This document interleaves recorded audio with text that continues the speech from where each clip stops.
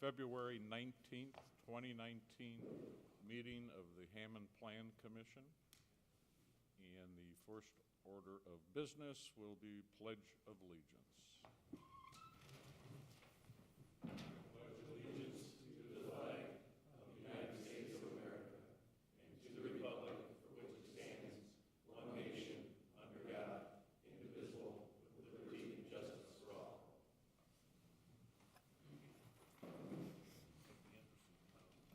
Next item on the agenda is roll call. Roger Bob. Here. Dean Button. Here. Nathaniel Harris. Ann Herbert. Here. William Hutton. Here. Michael Dye. Here. Sharon Zaney. Here. Pete Torres. Thomas White. Here. 7 present. We have a quorum. Thank you. Okay, David. For the election of officers, you have the office of president, vice president, There's appointment to the Plan Commission. and then an appointment to the Plan Commission. So I would open the nominations for the office of president. Mr. Attorney? I can't do it. But I'm offering to speak. Oh, okay. Mr. Blunt. Seems like you're making the call for nominations. I'd like to nominate Mr. Thomas White for president.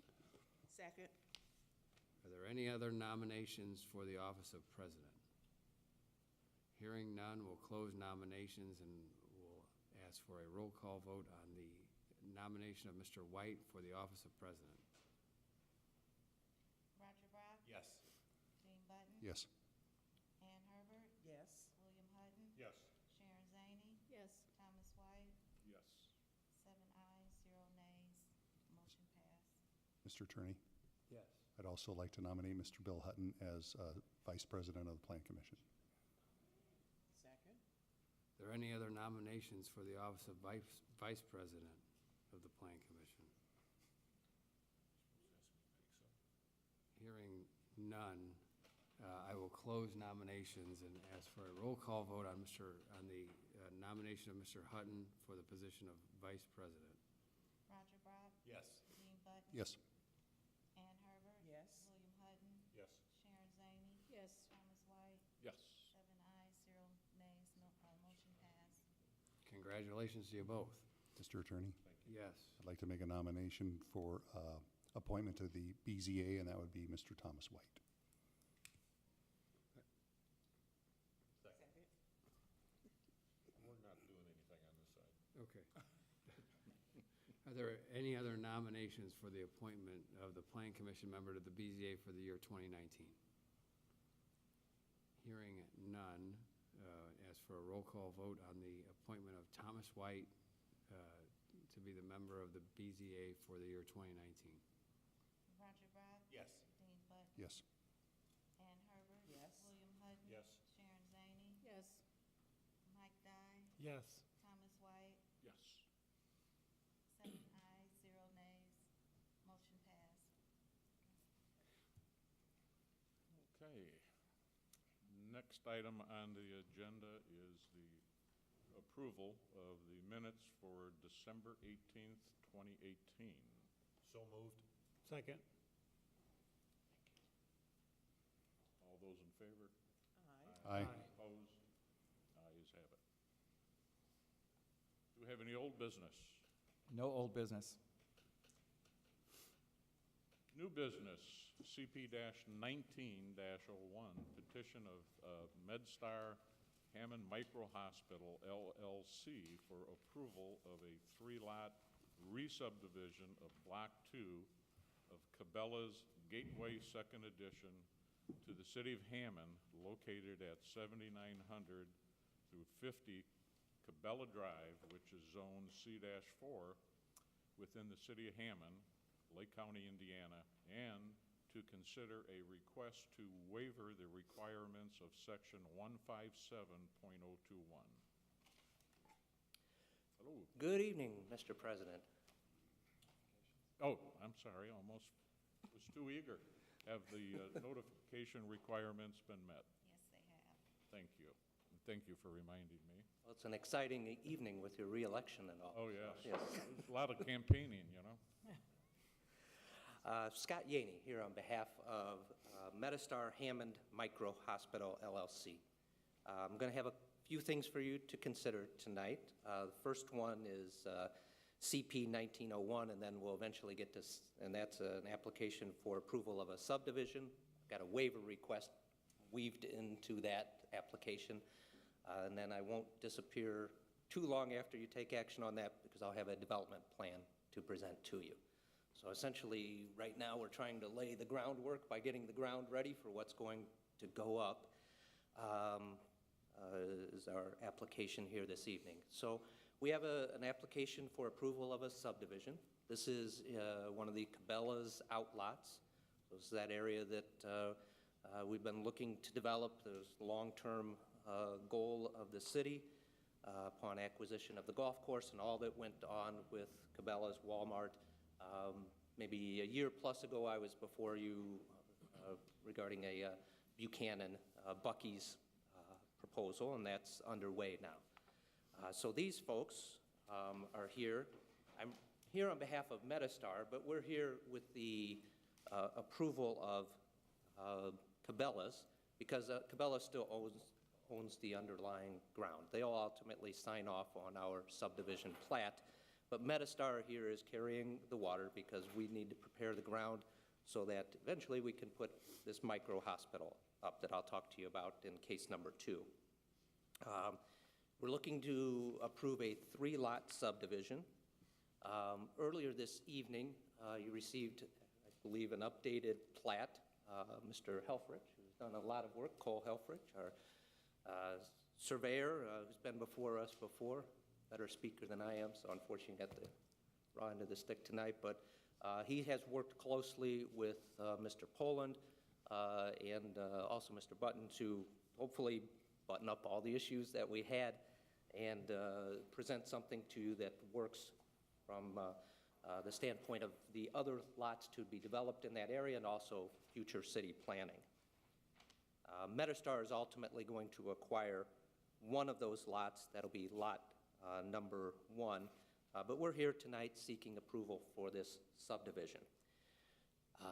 As an initial matter, one of the criteria that we need to establish is that we are in conformance with, in this case, the Woodmar Gateway Economic Development Area redevelopment plan, economic development plan for the Woodmar Gateway area, because that's a prerequisite.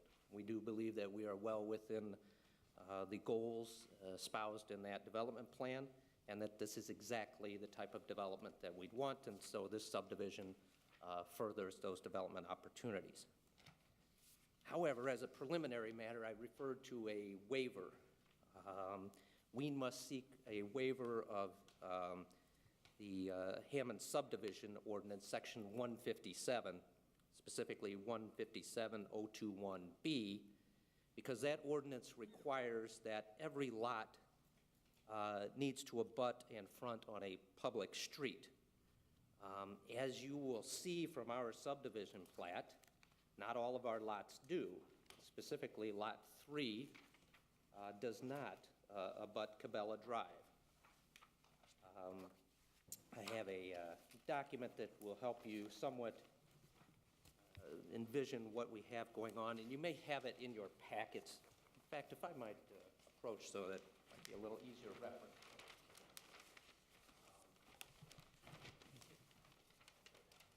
What I'm handing out here is an extract of the plat. I'm going to have the title to show an access drive.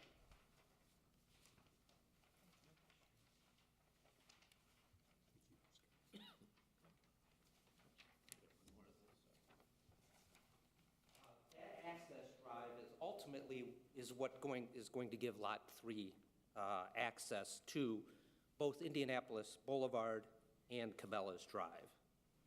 So this access drive is going to serve all 3 lots and then enable traffic ingress and egress via Indianapolis Boulevard. Now, from Indianapolis Boulevard, it will be via, get this right, southbound traffic and exit onto Indianapolis Boulevard.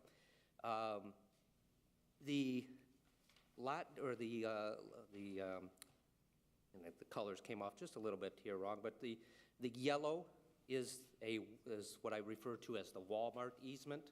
That's an existing drive. The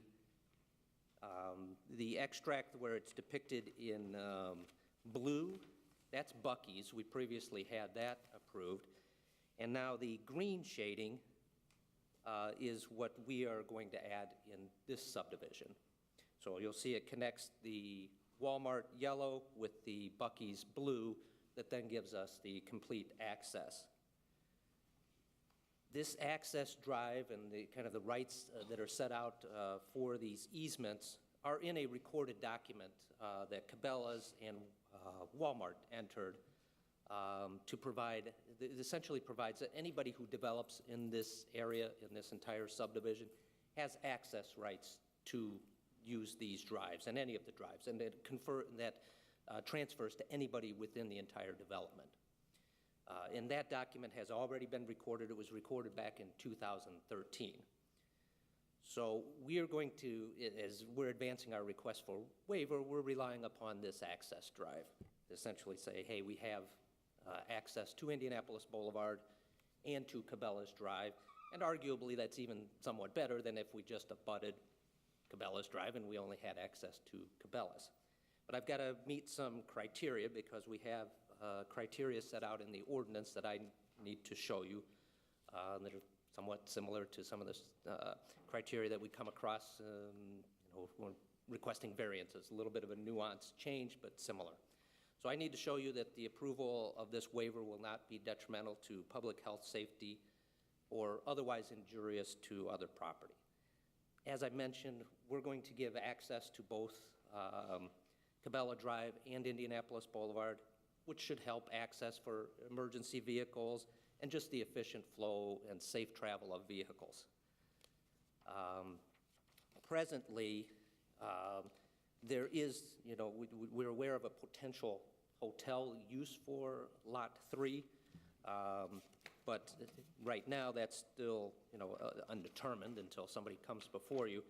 But at least this would allow access to all three of the lots, even though those folks aren't here this evening.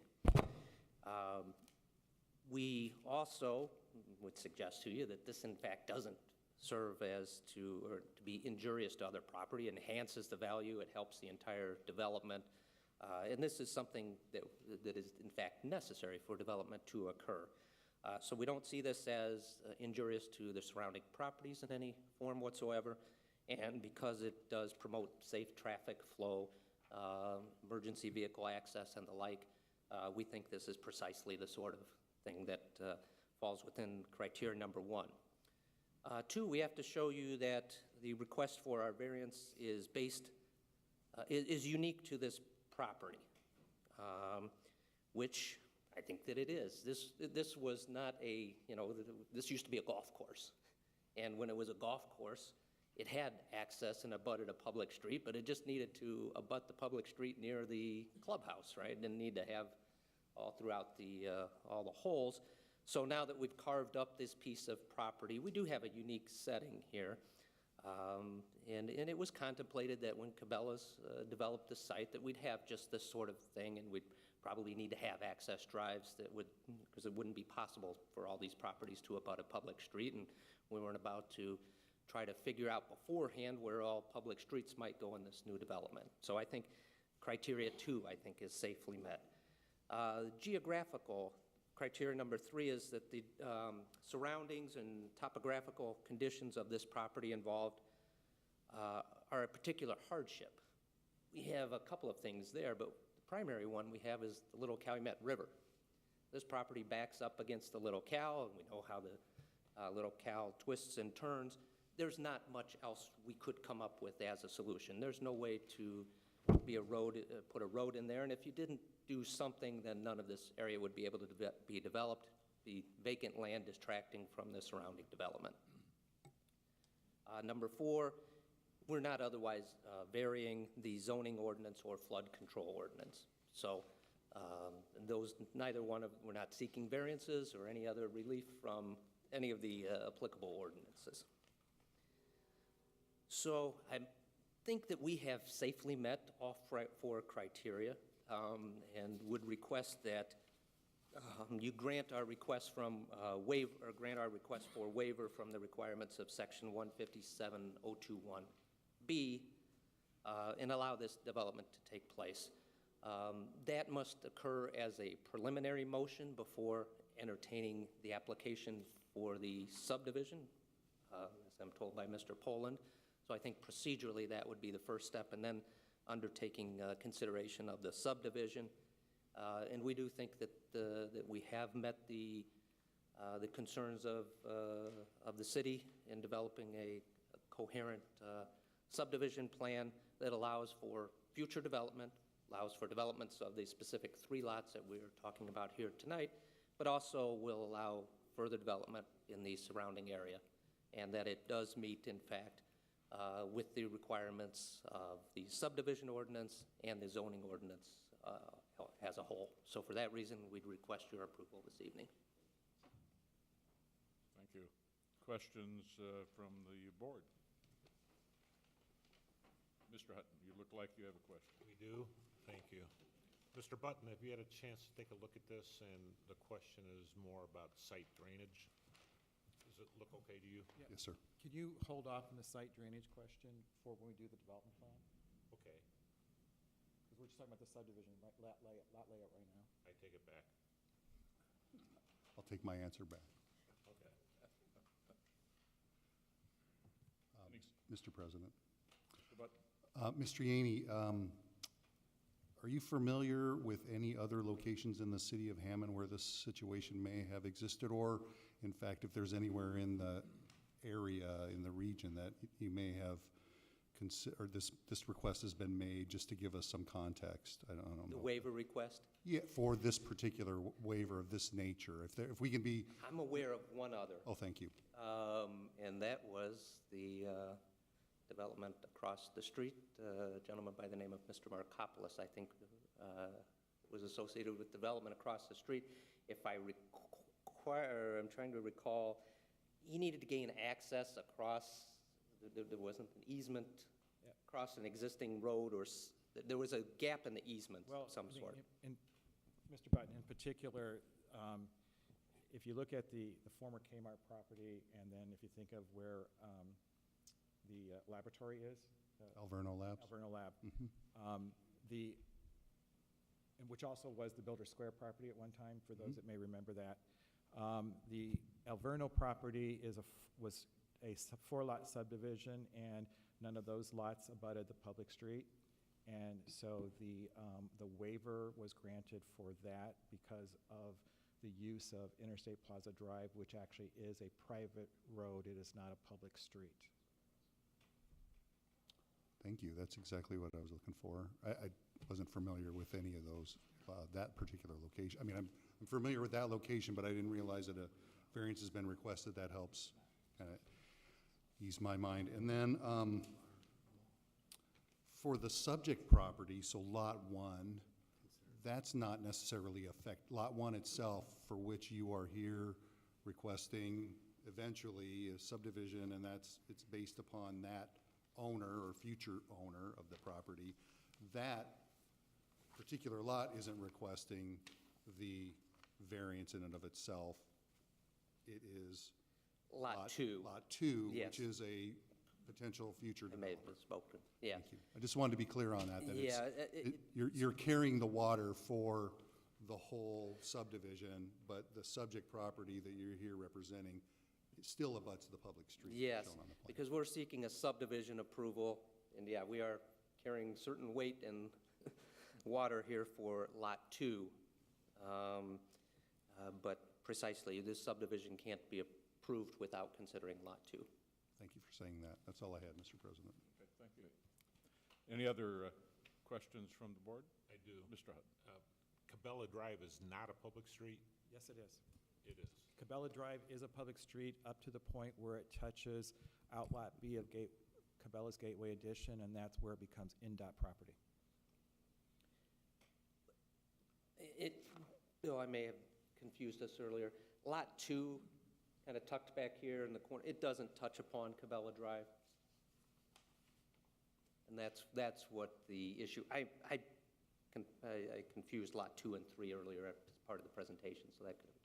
Then I think right now, the only other question I have is if we're bringing an emergency vehicle in, we'll be crossing ongoing traffic to access the building to the emergency department. That's not a question, it's just a statement. Well, jumping over to the site plan, they will enter the Walmart property, and then there's a driveway accessing the property from the north side of the lot. Okay. They also have are planning a right-in, right-out on Cabela's Drive. Thank you. Cabela Drive, excuse me. Thank you.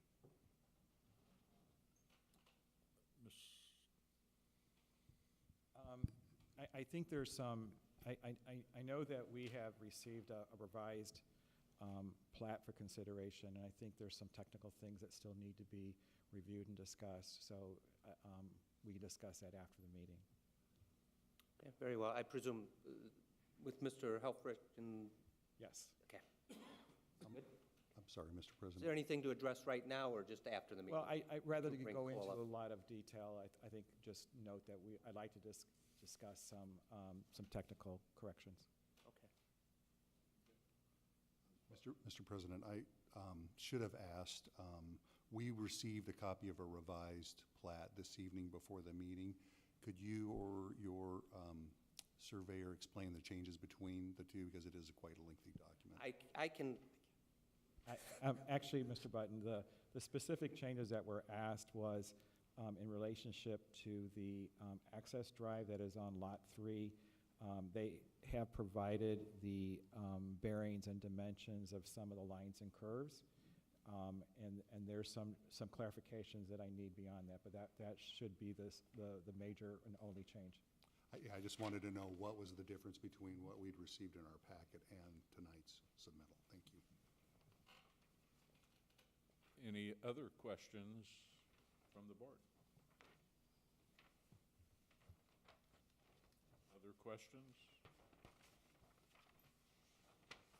Hearing none, we can open it up to public hearing portion. And I would ask anyone in the public who would have any comments to please come forward, state your name, and you'll need to sign in.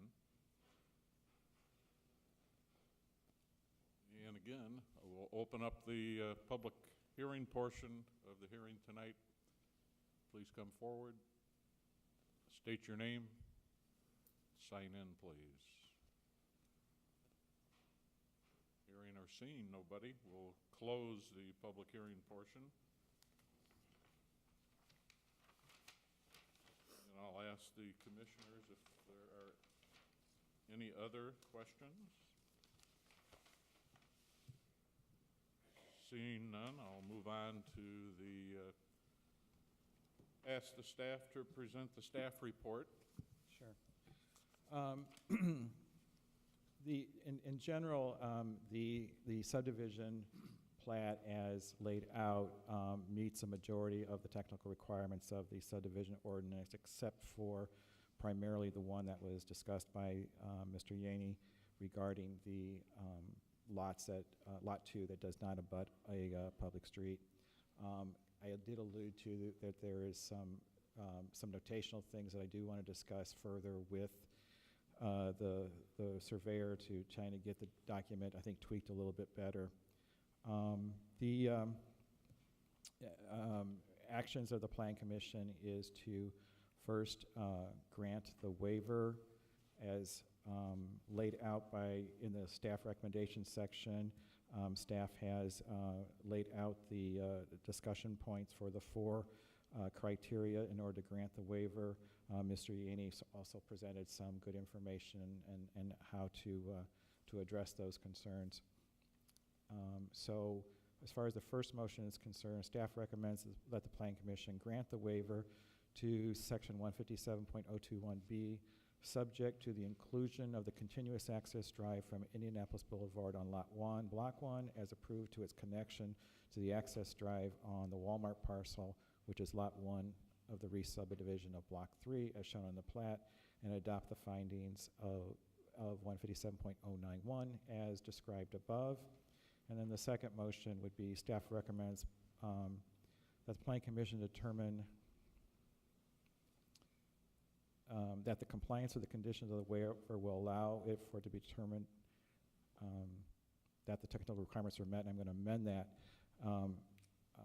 So staff recommends that the Planning Commission determine that the conditions of the waiver are met, and that the Planning Commission may grant preliminary and final approval of the plat of subdivision subject to the conditions of the waiver and the technical corrections to the plat drawing.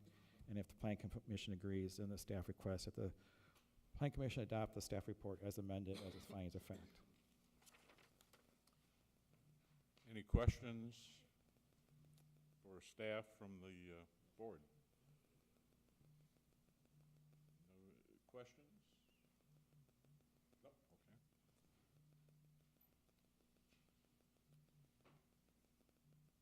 Mr. Chairman, I'd like to make some motions, Okay, seems like we'd have several of them. and I'll do the best I can on the fly here. I'd make a motion that the Plan Commission grant the waiver to Section 157.021B, subject to the inclusion of the continuous access easement from Indianapolis Boulevard on Lot 1, Block 1, as approved, to its connection to the access drive on the Walmart parcel, that is Lot 1 of the re-subdivision of Block 3, as shown on the plat, and adopt the findings of 157.091 as described in the staff report. I so move. We have a second. Mr. Hutton? And roll call. Roger Brock. Yes. Dean Button. Yes. Michael Dye. Yes. Ann Herbert. Yes. William Hutton. Yes. Sharon Zane. Yes. Thomas White. Yes. 7 ayes, 0 nays, 0 abstentions, motion passed. Mr. President, I would also move that the Plan Commission determine that the conditions of the waiver are met of the subdivision ordinance, and that the Plan Commission grant preliminary and final approval of the plat of subdivision, subject to both the conditions of the waiver and any technical corrections made by staff following this meeting. I so move. Second. Mr. Dye? Roll call, please. Roger Brock. Yes. Dean Button. Yes. Michael Dye. Yes. Ann Herbert. Yes. William Hutton. Yes. Sharon Zane. Yes. Thomas White. Yes. 7 ayes, 0 nays, 0 abstentions, motion passed. Mr. President, Mr. Button? I would also move that the Plan Commission adopt the staff report as a finding of fact, As amended? as amended. Second. Second. Mrs. Zaney? Roll call. Roger Brock. Yes. Dean Button. Yes. Michael Dye. Yes. Ann Herbert. Yes. William Hutton. Yes. Sharon Zane. Yes. Thomas White. Yes. 7 ayes, 0 nays, 0 abstentions, motion passed.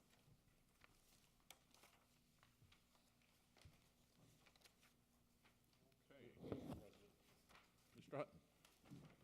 Brian, since there's no, I'm thinking about Mr. Button and his comment. Since there's no revision on this drawing, please be sure you get the right rendition.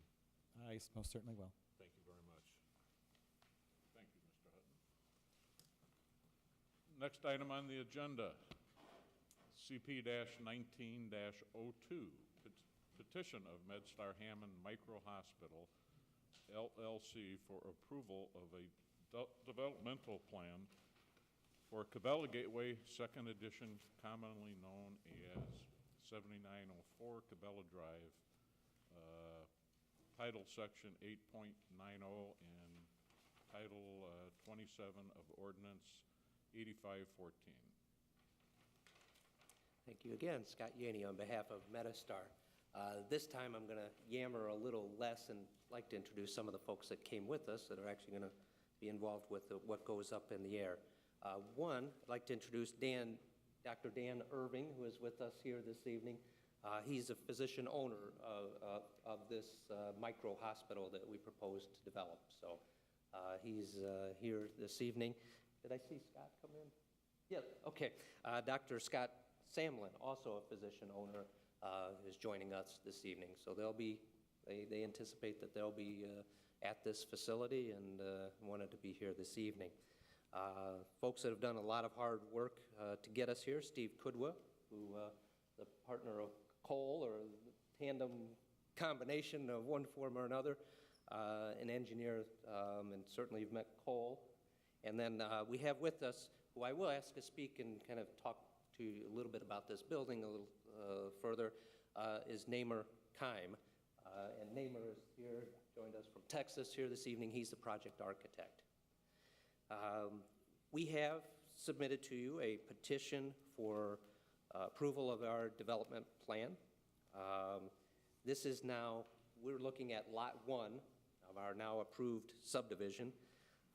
Gets kind of tricky on these notices when we have to talk about a subdivision that hasn't been approved yet, but now we have we have a subdivision and a legal description that I can rely on, and we're Lot 1 of that subdivision. Metastar has done, this is not just the only venture for Metastar. They have developed similar projects throughout the United States. They're based in Texas, and they put up surgical rehabilitation hospitals, nursing facilities, medical office buildings, and they've done top-end facilities throughout the U.S. dating back to the 1970s. So this is not just a startup here. These folks have been around for a long time and very good at what they do.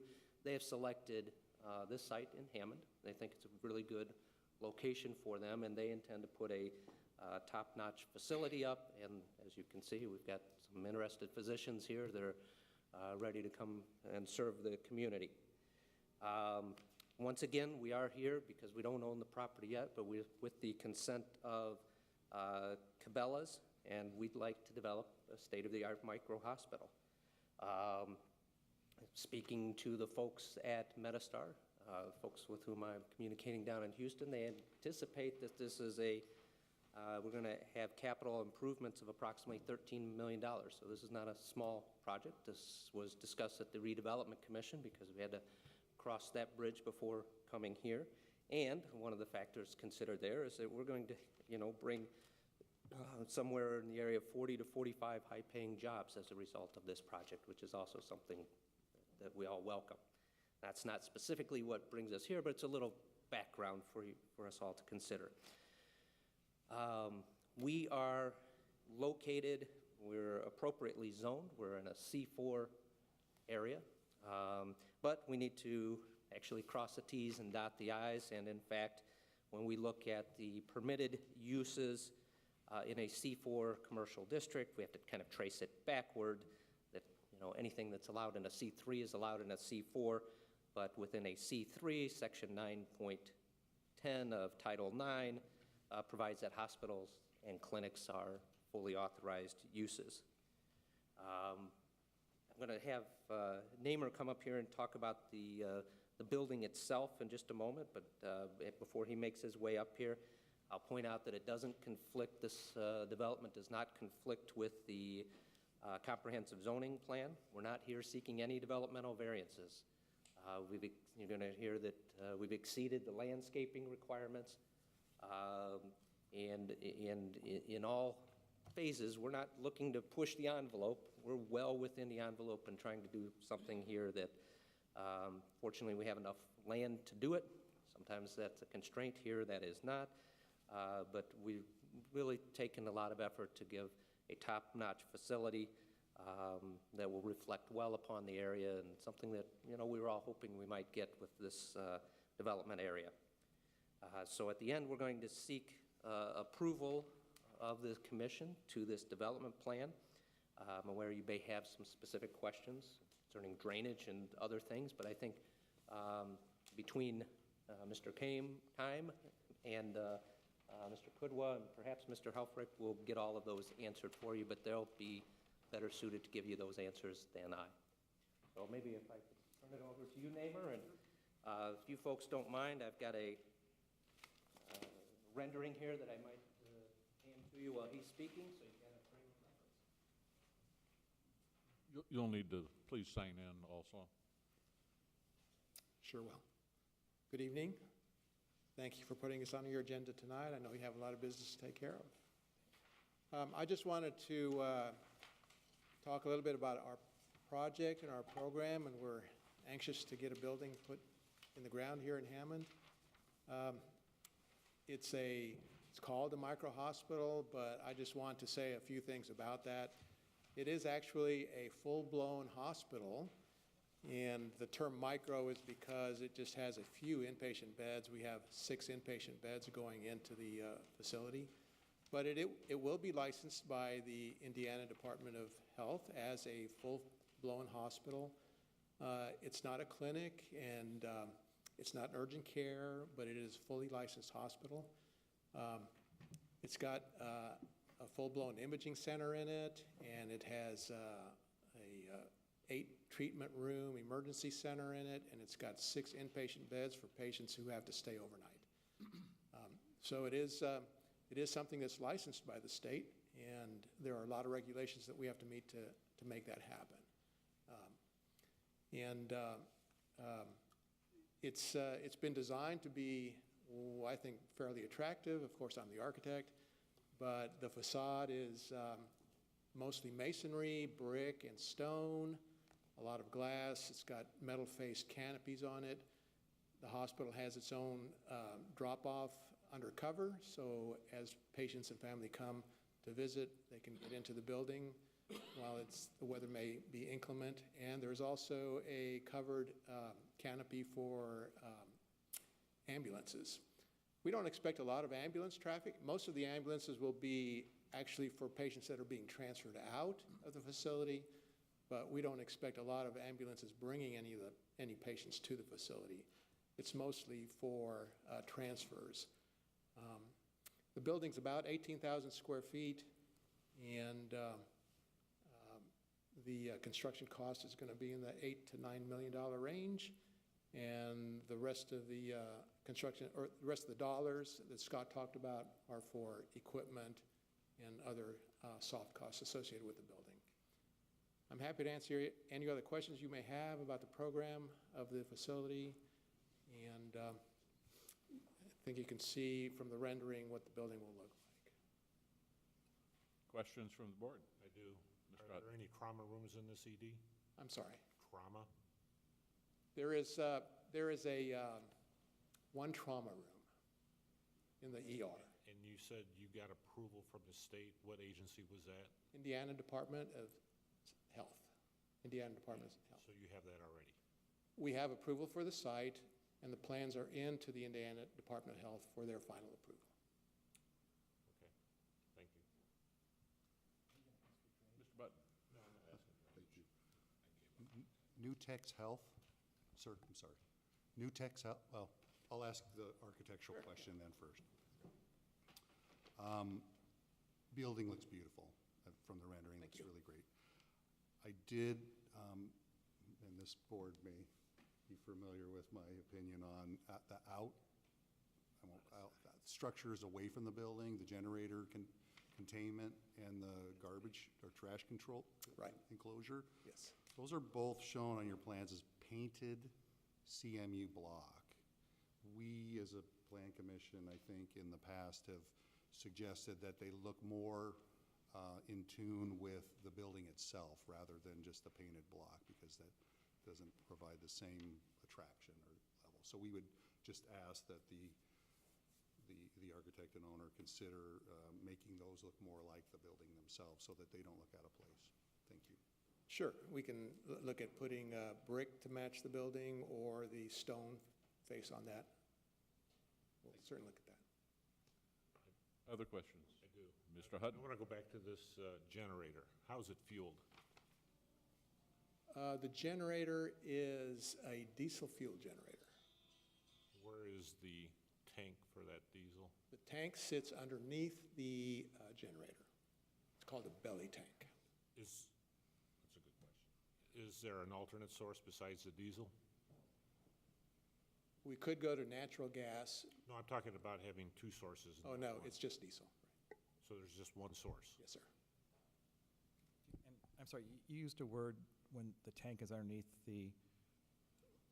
It's called belly A tank. belly tank, Belly okay, I didn't catch the word, okay. Follow up on the generator.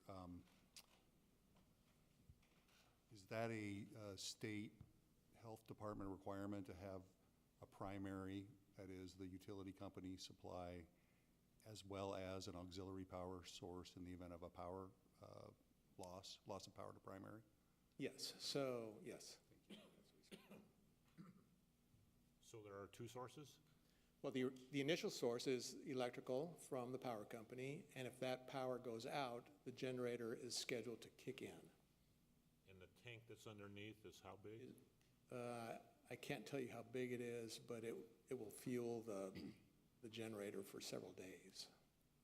Okay. Several days. 2 days? 3? It may be 4 days. So, Okay. Other questions from the board? I would just, not an architectural question, I would ask, on the plans it says Nutex Health, which is, I'm just curious if that's another division of, sorry, bear with me, Metastar? So if I could answer? Oh, So whoever, yeah. Nutex Health is the operating entity. It's the doctors and the people who hire the staff. Metastar is the actual developer, and they own the property, they'll own the building, and then the operator will take, just called Nutex, will operate the hospital and have a license. Okay, thank you. Yeah, because that was even a point of confusion at the redevelopment stage as to who was what. Yes, so Metastar owns the property, Nutex has the license to operate. I'm sorry, one last question. Yes. You have surgery rooms in here? No, sir. Treatment rooms? Emergency treatment rooms, yes. Procedure rooms? They're called treatment rooms, and they are emergency treatment rooms. There are no procedure rooms other than that one trauma room. What if a patient's critical? What do you do with that patient? So you stabilize them in the trauma room or in the ER, and if they need more care, then they would send them to a more critical care hospital. Thank you. Mr. Pullen? I haven't asked yet, but I will. Any further questions? I just have one question on the Yes. generator, the fuel source. Why did you choose diesel when in the wintertime, you being from Texas, obviously you don't have winters like we do up here, but diesel tends to gel up in the wintertime. So what's to prevent that from happening? Where natural gas is usually the preferred source in our region for backup systems.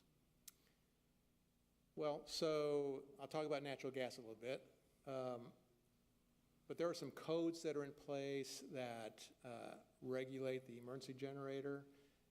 And if you use natural gas, you have to get somebody from the person who's providing the company that's providing the natural gas to guarantee that the natural gas is a source that you can rely on. And a lot of times, the natural gas company won't provide that letter or that information. So diesel is pretty much the standard for emergency generators. And I can't answer the question about diesel fuel gelling up, but I think that's pretty much the standard for emergency generators around the country. I could do some research on that and try to find out about that. But Thank you. I don't know if there's some additives that you add to the fuel here or what it is, but Thank you. You're absolutely right about the letter, and you're not going to get it from the natural that's source. why we do diesel. Natural gas people. But this is a good question, whether it's number 2 or number 6 diesel fuel, and it's going to freeze up. And then to go with that question, do we have this combustible material too close to this emergency building?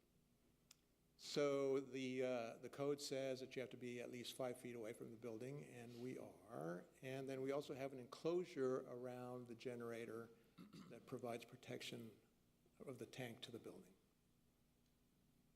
I'm not certain about that. I think you need to look at that. Are you looking at what code that says that? It's NFPA 90. NFPA 90.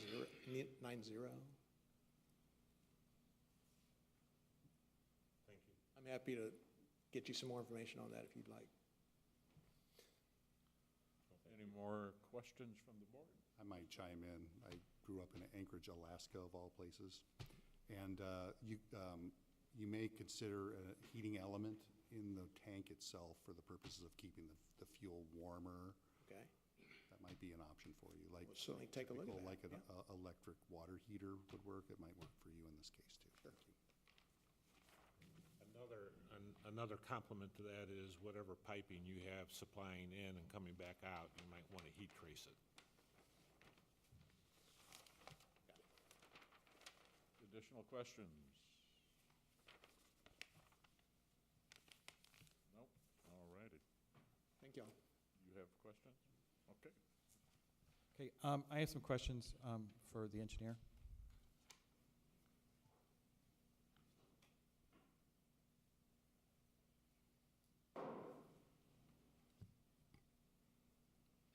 Yes, sir. Sure. As a general statement, the site plan is, or the site is proposed to be elevated by how many feet? 4 to 5 feet. give 4 or to take. 5 feet to raise the site. And will that make it equal to the elevation level of the Walmart? No, Walmart is 4 feet higher. Okay. One of the things that I'd sent in a recent email was regarding the elevation change on the south and the west side. Because based on how that is laid out, you would potentially have your water draining onto another person's property, which is not allowed under our ordinances. And so I was wondering how that could be addressed. So it has been addressed as part of the Bucky's plan that was previously approved here. We are actually installing an interceptor storm sewer pipe from the Bucky's property all the way to the regional detention basin. That storm sewer pipe has been sized to handle the entire acreage from Bucky's through the Metastar property, the undeveloped Cabela's property, which I think is Lot 3, and then the hotel property, which is Lot 2. Okay, my question is more of literally, if you're elevating the hospital property 4 feet and the Lot 3 to the south is not elevated, you have a slope. How do you control the drainage off of that slope? There's a storm sewer pipe that is extended through. On the low end?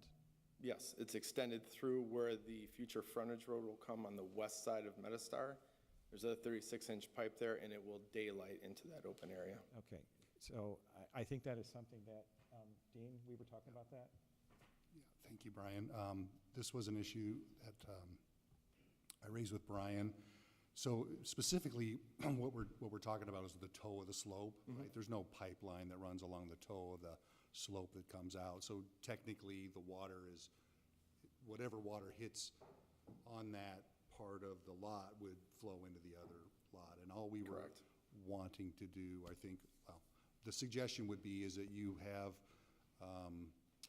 some correspondence from the property owner or the adjacent lot holders, which I think is still Cabela's. It is. That it's okay that that water, because at some point, those lots are going to develop. For example, the hotel lot I know is planning on raising up, and that slope becomes no issue. But if that hotel doesn't happen and go away, there needs to be some notification that that water is, that small amount of water or that contouring is off of the subject parcel. So that has been taken care of. It was actually taken care of as part of the Bucky's proposal because we were doing fill in that area and draining water over into that undeveloped property. So we got that approval as part of Bucky's, and we have re-upped that approval through Cabela's and Bass Pro, and they have been notified and agreed to the runoff and the fill on that property. Okay. Could you just provide that to Brian? Yes. Absolutely, yeah, and Mr. Daly of the Daly Group was able to get that information, so I will discuss that with him, and he can get you the specifics. In particular to the west property line, the access drive that we had talked about is, that portion there is on the Lot 2, which is where, the discussion of the variance. And the access drive is supposed to be elevated to meet up with the Walmart. So while we, or you, there seems to be incomplete coordination with the developer of the hotel in how those slopes of that driveway is going to work with the fact that you're proposing a downslope when they're going to elevate. So I think there needs to be discussions between you two about how to work with that, because otherwise you would appear to be creating a ditch. So the reality of what we've got here, and it's what we did on both the south property line and the west property line, there's actually a reason why we graded the flat spot all the way to those property lines and then sloped it down onto the undeveloped Cabela's property. The reason being, we didn't want to create a swale in the future. What we didn't want to do is start from the back of curb, grade it down as quickly as we could, and then what that would have left is a condition where the next developer coming through would have had to have asked permission to go onto Metastar's property and fill in that area. And we wanted to avoid that condition. We wanted to make sure that we had control of that now, graded all the way out to the property line, to the max fill that would be obtained or necessary to be obtained for future development in any direction, and then get Cabela's approval essentially to make the slope grading on their property. It mitigates any of those issues in the future. With respect to the driveway, and I don't remember the exact numbers off the top of my head, but give or take, we're grading to an elevation of that is roughly 1 foot lower than the connection point to the Walmart driveway. So in general terms, we are close enough with respect to the hotel being able to come in. They'll be almost at grade, and then they'll fill that area in and go and make the connection point. I agree that coordinating is a good thing, but the hotel has been a little slower in the process, and quite frankly, I haven't seen the grading plan at this point in time. So once we do that, if we have to make some adjustments, in my opinion, from an engineering perspective, those are minor, and we can easily make those changes. Would you please sign in, name and address?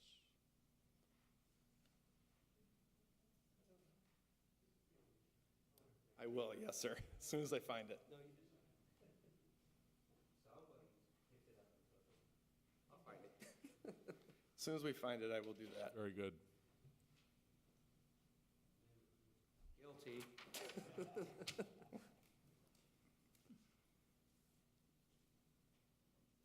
Little housekeeping item. Can we safely assume that CP-1902, the notification requirements were satisfied under CP-19-01?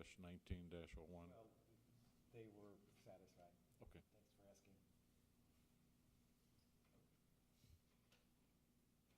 asking. Mr. Biden, was that an adequate explanation on this? It was. I would ask, because, and I'm sorry to belabor the commission's time, but you said that the slope to the approach to the Walmart drive is a foot lower. So where Metastar will be grading out essentially their green space, Right. and I forget what the setback is, all the way out to their property line will essentially be flat from back of curb out to that point. And then on the hotel lot, Lot 2, then the slope grading will occur, which will then allow Lot 2 to essentially fill that slope back up and then meet grade. And it's give or take a foot, foot and a half, something like that until you get to grade. That's satisfactory. I think we have plans that we might be able to share with you on the hotel property grading. So I think that's still in progress, but It is still in progress. for the most part, you can get an idea of where you are, and certainly if you can suggest that there's a problem. And again, not we'll to be, put your owner in a trick bag here where you're providing consultation to, the neighboring property. It would certainly help the city in its effort to make sure that we're not having drainage problems. And as part of the final approval plans, we're still going through some VE things as well. So Value the engineering. final, yep, value engineering, thank you. We'll go ahead and coordinate all of these items probably in the next 2 to 3 weeks before we submit for the final permit for this site. So we'll take care of those house cleaning items. Thank you. Okay, thanks. I do have one more question on a different subject. I'm not sure who's responsible for it, perhaps the architect. Mr. Yaney and I had a discussion about the parking that is shown on the property. And I think it's fair to acknowledge that it meets the technical requirements of the zoning ordinance, but I am concerned, as well as some other staff members had expressed concern, that there may not be adequate parking long-term. So I think that that is a situation that we want to keep tabs on to see if another parking row would have to be added, as to, there's that wonderful green space, of course, abutting the Cabela Drive part of the property, and I would certainly hate to lose the green space, but there seems to be no other location if you have to add another row of parking. So I just want to point that out, that is something that may be an issue that comes up in the future. Okay. I just want to make I appreciate that. And certainly, we don't want a parking lot that's so full that we can't get patients and visitors, and we don't want that to happen either. There was a calculation that I went through and did regarding how many people would be in the building, whether they're staff or visitors or people in the ER or inpatients and their staff also. And we felt like there was enough parking. I think it goes beyond the parking ordinance. We certainly meet that. But even calculating how many patients and visitors were going to be in the facility, we felt like we did exceed what is probably required by just trying to figure out how many people would be in the building. We certainly have plenty of space to add more parking if it became an issue out towards the front, because you can't do anything with that area because of the sightline requirements. So we are certainly capable of adding more parking if we need to. I think to start out with, we should have plenty. And the last thing we want to do also is to have a parking lot put in front of the building and nobody ever parking there, because then it looks like the building is not being used properly. So it's kind of a balance. I think we have adequate parking at this point, but certainly able to add more parking. Right, and that's, Yeah. I appreciate that, there is a point of having too much parking or not enough parking, and It's a balancing act. it is, and I'm fine with that, but I just wanted to at least bring the issue up into the record that we may have to revisit that in the future. Sure. Can I ask, Certainly, Mr. Hutton. how many dedicated spaces do you have for staff on any one shift? So we did a calculation, and the number of staff,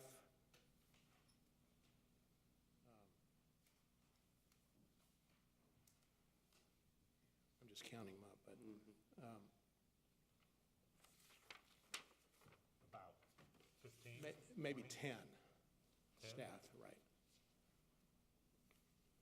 But we have, let's see, so we provided 37 spaces, and of those 37, then if 10 are provided for the staff, that leaves 27 for visitors and patients and people that are in the beds. And that's assuming it's 100% occupied, which maybe in a catastrophic event, maybe it would be. So even so, we felt like we would have 32 spaces occupied, and we'd still have another 5 after that. Thank you. Other questions from the board? Seeing or hearing no other questions, we'll move on to the public hearing period. Would ask anyone in the audience who would like to come forward, please sign in, state your name and address. Anyone with any comments? please come forward and sign in and state your name and address, please. And hearing none, we will close the public hearing period.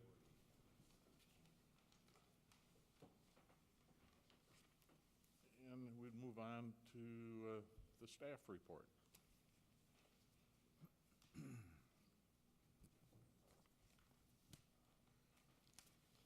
In reviewing the development plan for, under the zoning ordinance, there are two sections that are looked at. On the bottom of the first page, there is the review of the 15, that goes on to the second page, the 15 items that are addressed in the ordinance that talks about access, curb cuts, engineering issues, the subdivision, on-site and off-site surface and subsurface stormwater calculations, utilities, the typical things that all of our staff looks at on a regular basis. Other than the items that we've discussed, we talked about the parking issue. We talked about the drainage issue and the slopes and things like that. Generally speaking, the site plan meets all the technical requirements of the ordinance. One of the things that we have not been presented formally is the signage, and we don't know if there's going to be any issues with that as far as if it's going to meet those requirements. So the recommendation is that the Plan Commission shall make a findings of fact in accordance with Title Section 27.05 based on, are saying that one, the development plan complies with the applicable standards of the C4 district, no variances are necessary. Upon finalization of the subdivision plat, the development plan will be in compliance with the applicable provisions of the subdivision control ordinance. The proposed development is compatible with the architecture and character of the existing area and is therefore appropriate, and the proposed development occurs on appropriately zoned property as contemplated in the 1992 comprehensive plan. Staff recommends the Plan Commission grant final approval of the development plan subject to, one, the finalization of the technical requirements, including but not limited to Rule 5, resolution of drainage and contours on the south and west side, and I'm going to amend that coordination with the hotel regarding the access easement. 2, recording of the subdivision plat, and then 3, review of the final signage by staff. If the Plan Commission agrees that this report and the 4 findings under Title Section 27.05 should be adopted as the preliminary findings of fact. Thank you. Any questions regarding the staff report or the recommendations? Hearing or seeing none? Mr. President, Mr. Button. I would move that the Plan Commission make written findings of fact in accordance with Title Section 27.05, excuse me, based on the above the staff's evaluation, and recommend that the Plan Commission make the following findings of fact. The development plan complies with the applicable standards of the C4 district. No variances are necessary. Upon finalization of the subdivision plat approval, the development plan will be in compliance with the applicable provisions of the subdivision control ordinance. 3, the proposed development is compatible with the architecture and character of the existing area and is therefore appropriate. And 4, the proposed development occurs on appropriately zoned property as contemplated in the 1992 comprehensive plan. I so move. Second. Mr. Dyke? Roll call. Roger Brock? Yes. Dean Bud? Yes. Mike Dye? Yes. Pam Herbert? Yes. William Hutton? Yes. Sharon Zane? Yes. Thomas White? Yes. 7 ayes, 0 nays, 0 abstentions, motion passed. Mr. President, Mr. Button. I also move that the Plan Commission grant final approval of the development plan subject to, number 1, finalization of the technical requirements including but not limited to Rule 5, resolution of the drainage and contours on the southerly and westerly sides of the lot, coordination with the hotel access easement. Number 2, recording of the subdivision plat. Number 3, review of the final signage by staff. I so move. Second. Second, we've gotten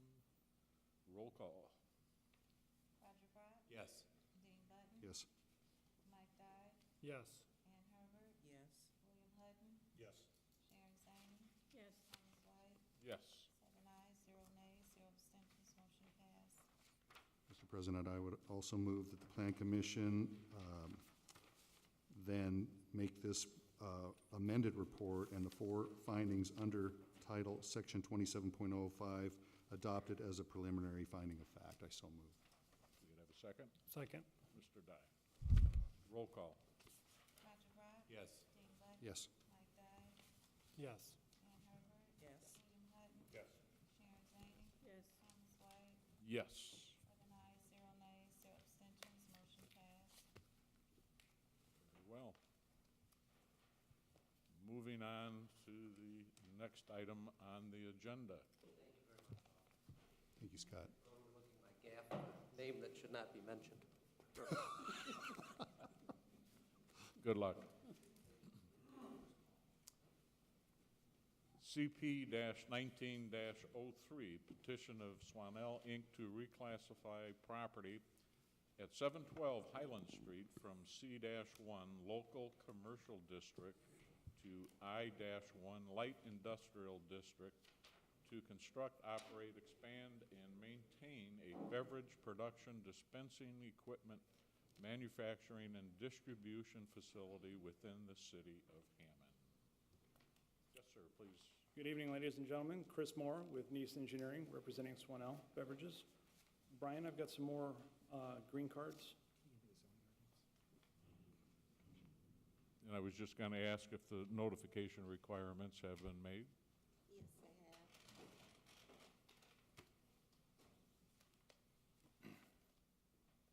You signed in, I'm assuming? Yeah, Okay, beautiful. all over that.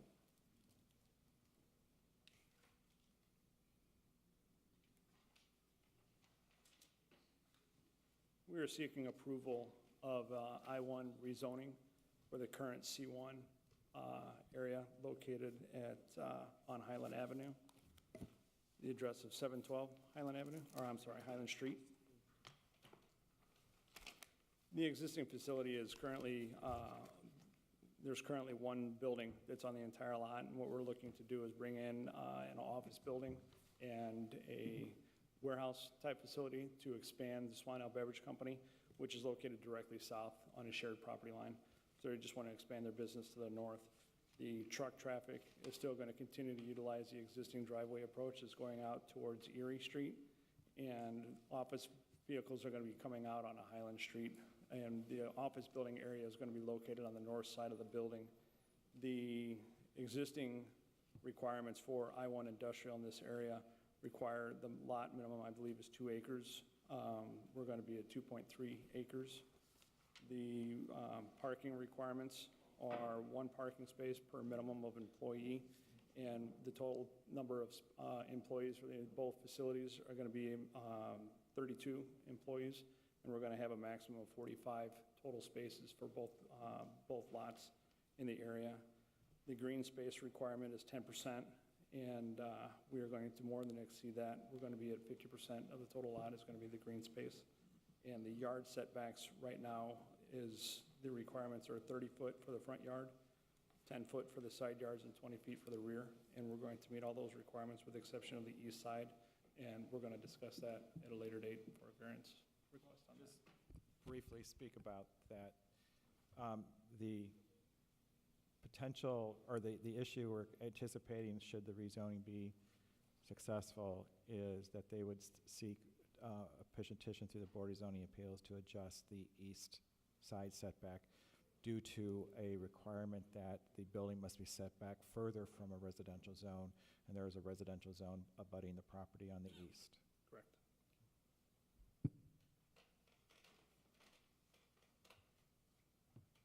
That is our request. Questions from the board? Mr. Hutton? So this existing building that's there now is going to be removed and you're going to construct a new building? Correct.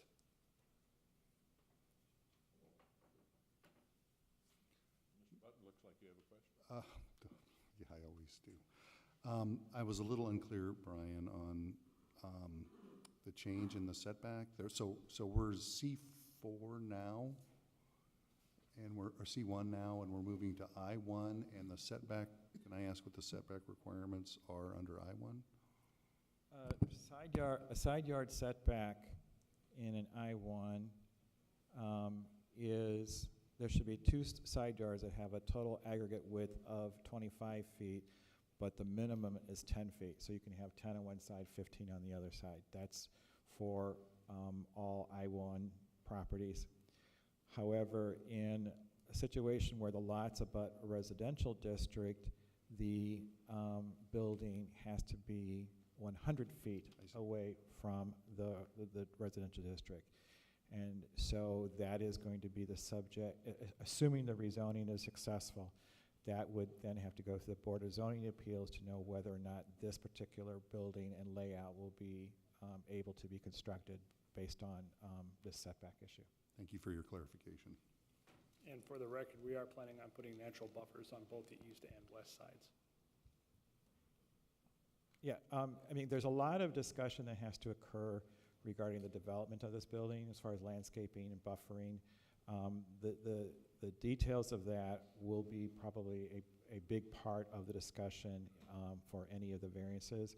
So the question before the board is whether or not they're going to agree to change it from one zoning district to another. And while everything else is relevant and important, but I just want to remind everybody that's the focus of the subject matter.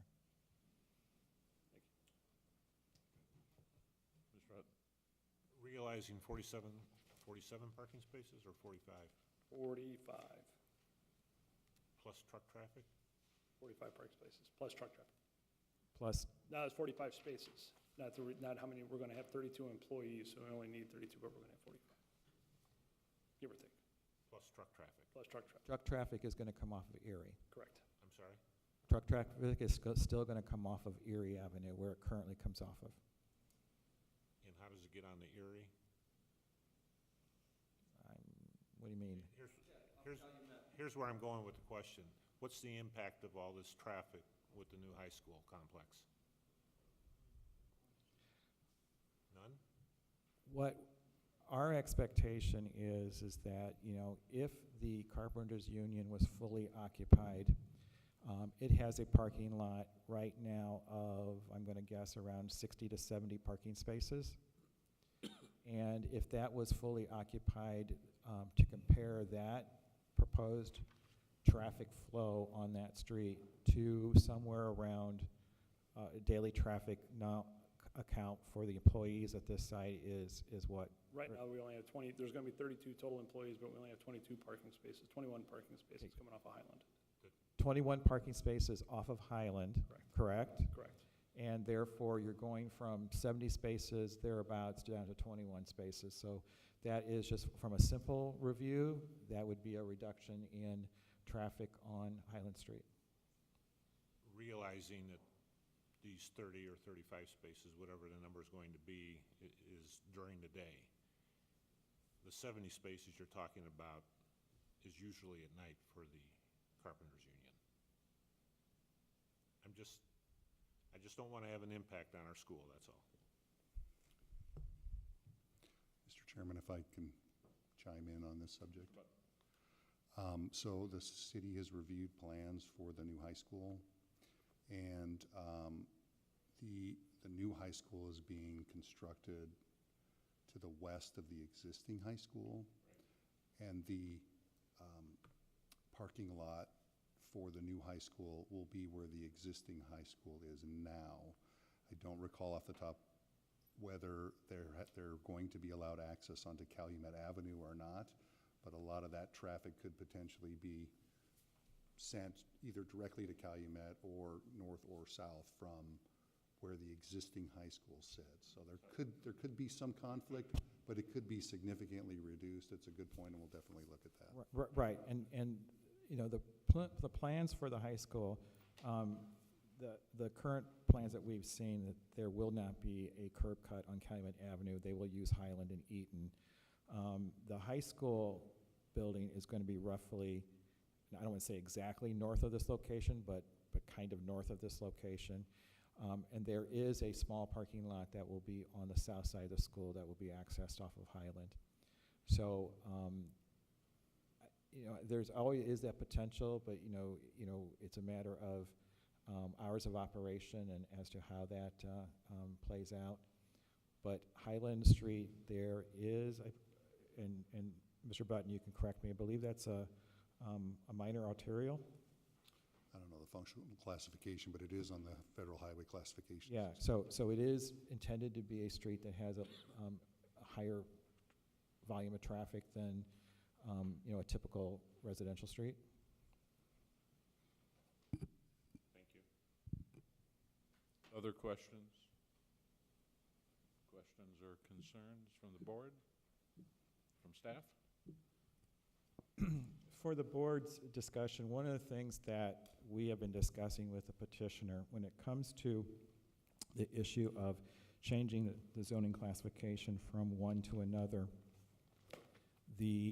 all of the permitted uses in that new zoning classification are allowed to go on that property as a matter of right.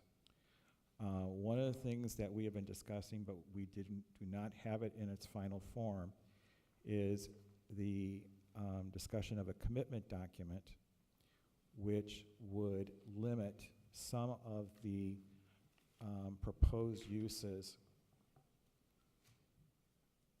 limit some of the permitted uses that are in the zoning ordinance under I-1.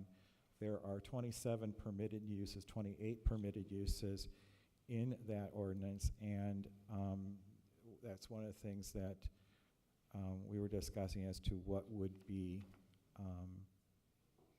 excluded or prohibited, whatever the terminology is going to be in its final form, from what could be allowed. And a commitment document would be something that would become put together in a recordable form, would be recorded against the property for all future owners to know that certain things would not be allowed.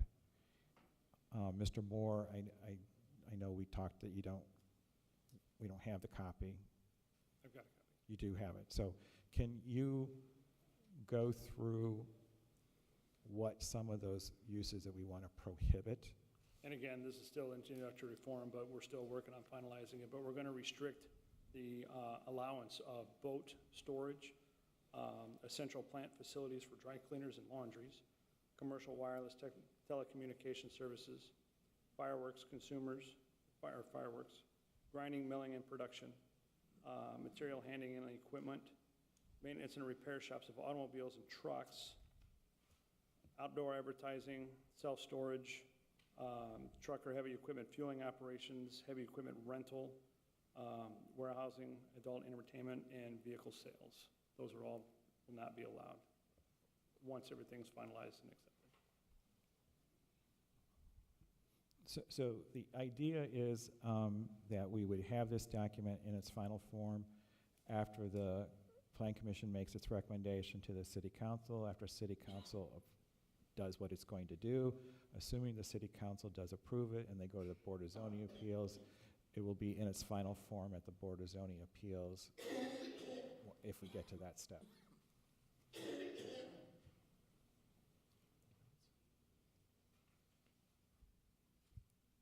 The Board of Zoning Appeals then declares that those will no longer be permitted uses for this site under I-1. No, it's not technically that way. I mean, this is going to be a document with the Plan Commission.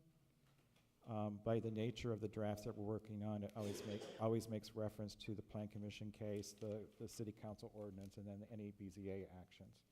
So as we get through the process, it's going to be subject to a creation of a commitment document. We just know in reality that it won't be in its final form until the end of the process. But this board will decide on Yes, it'll be primarily agreeing what those allowed but not permitted uses are for that site. It's going to be written where the Plan Commission and BZA have equal enforcement responsibility over the document, and that should there be a situation where a property owner proposes to do one of the prohibited uses, then it has to go to the Plan Commission to determine whether or not that will be agreed to or amended or changed, and then we'll have to, put together some procedures on how to go about doing that. Thank you.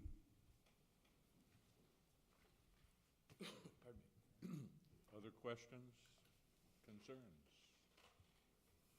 Nope, not yet. Other questions from staff? No. We'll move on to the public hearing period.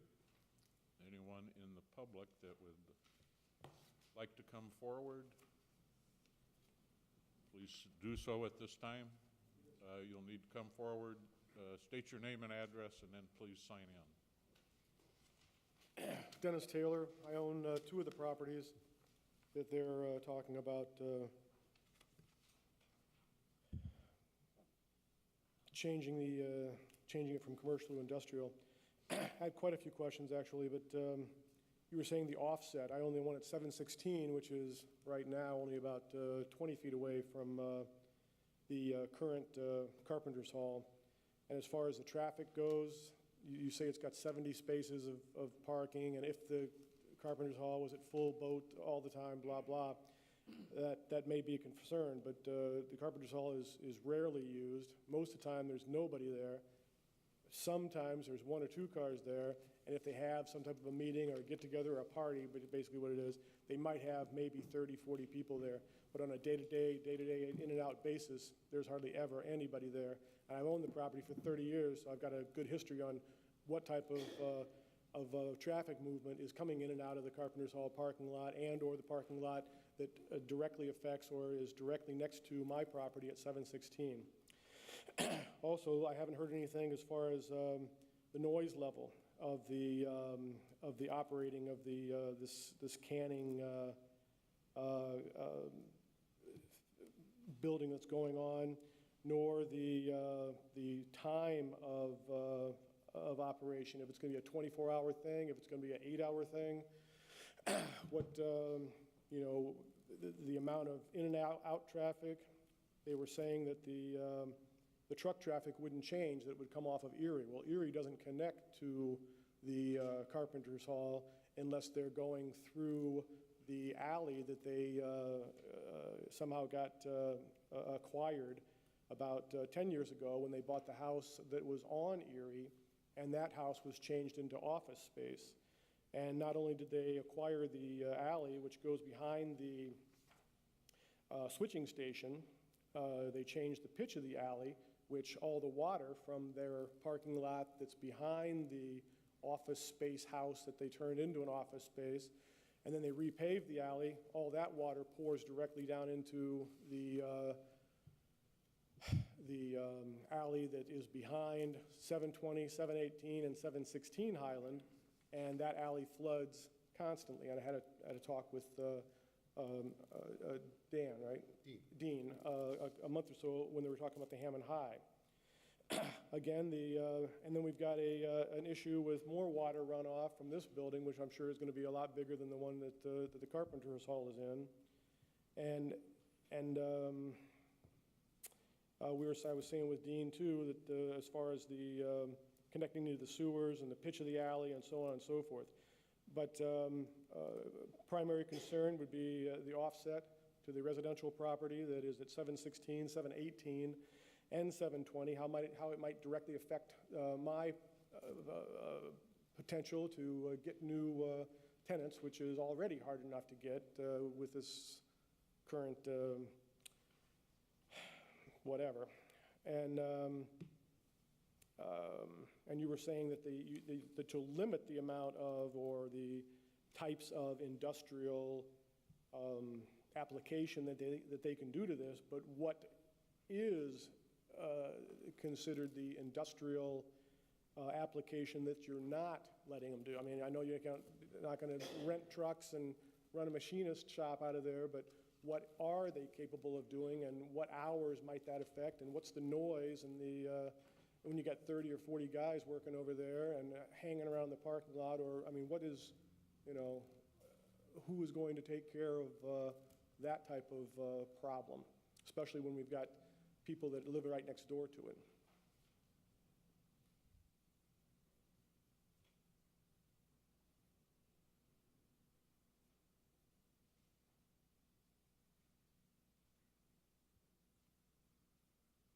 further questions, concerns? Well, that's some of my concerns. I'd like to hear them answered before Well, I. they will be, when everybody comes forward, the petitioner will come forward and answer the questions everybody would be raising. Anyone else wanting to come forward? Please state your name and address and sign in, please.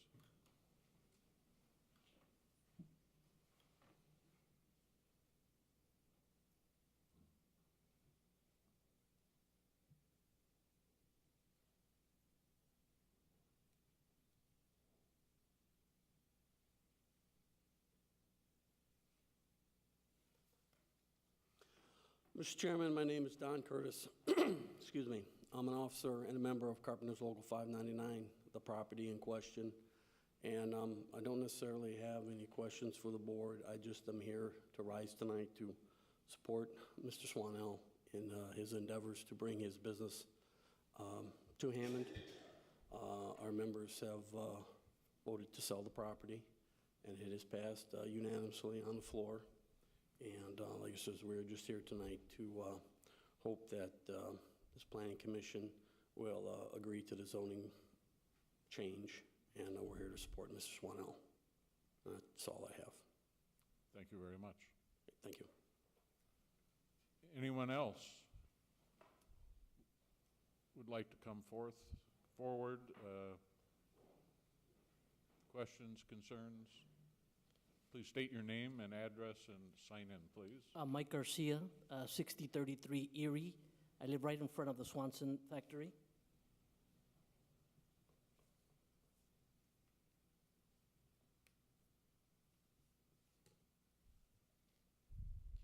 I still don't understand the concept of him expanding. It is troublesome sometimes. They always have a lot of traffic there. I'm actually in front of their office, and I see constant trucks coming in and out. And for this to happen, it's going to cause more. And I know you were talking about the high school. I'm opposed of him expanding. The property that he wants to knock down, I mean, I've been there for 15 years. I live there, and I've known the whole area there. The corner where there was a building there, they knocked that down. They put a fence there right in front of the high school. So I'm not really, I don't agree on him expanding. I mean, he makes the hours that they have, I mean, there's not an hour that people come in and come out, and the guy that shovels the snow, he always throws it on my side. There's a lot right in front of it. That's my lot. And he throws that snow all the time over here. He doesn't, when the guy that I don't even know his name, he plows the snow, he only plows that little area, and he pushes all the area east of the property. So he takes all of his snow and piles it on this side.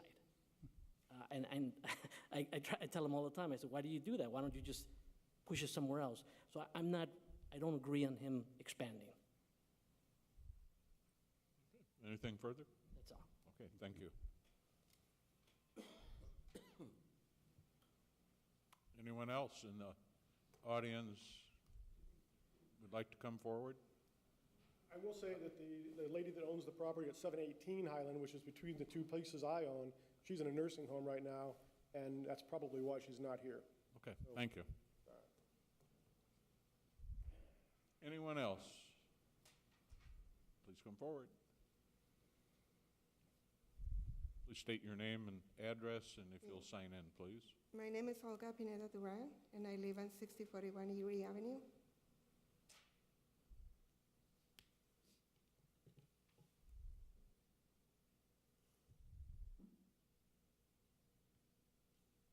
And my main concern is with this new building, our property taxes are going to be higher.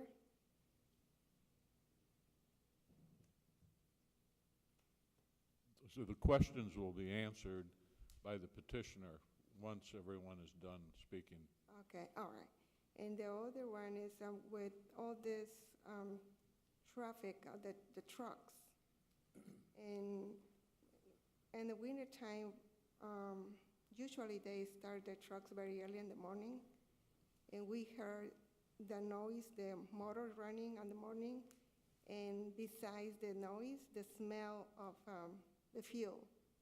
And we live across the street too, so that's the two things that most we're concerned about. Thank you. Thank you.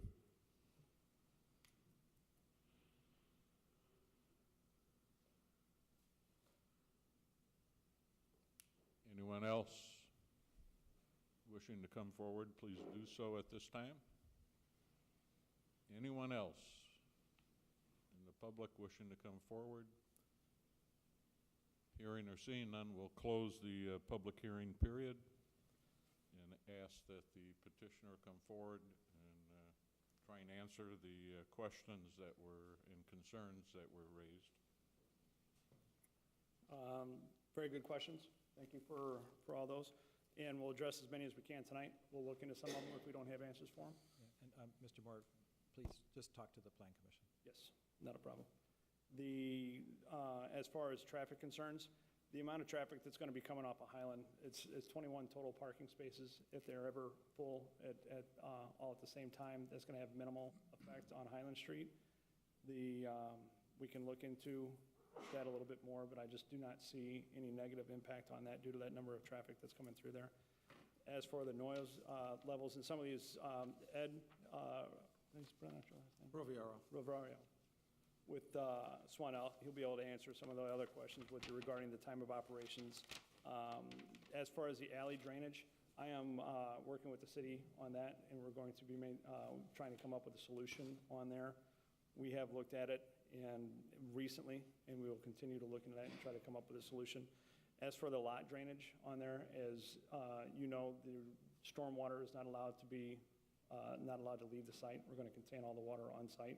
That will be handled during the design of the property, depending on whether we need to have detention on there or what our plans are going to be. But we will hold all the stormwater drainage off the site or on the site and drain through the city storm sewer systems.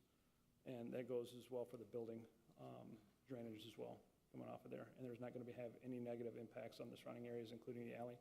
I know right now there's some current drainage issues on the west side of the north-south alley that will be resolved on that one, and I've actually gone out there and looked at that with my client and pointed that out, and we will find a solution for that problem over there as well.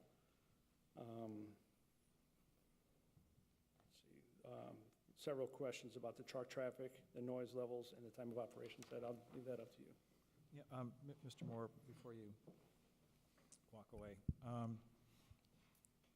if you could address the setback question based on the site plan that the Plan Commission has been presented, and I'm asking you to confirm or not confirm.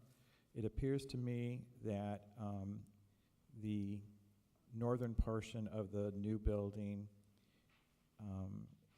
does not have a setback to the east substantially different than the current building. The current building, I would have to go back and double check that, but the current building setback, if I had to guess, is about 20 to 25 feet off the property line, and we're going to be setting our building back over 50 feet.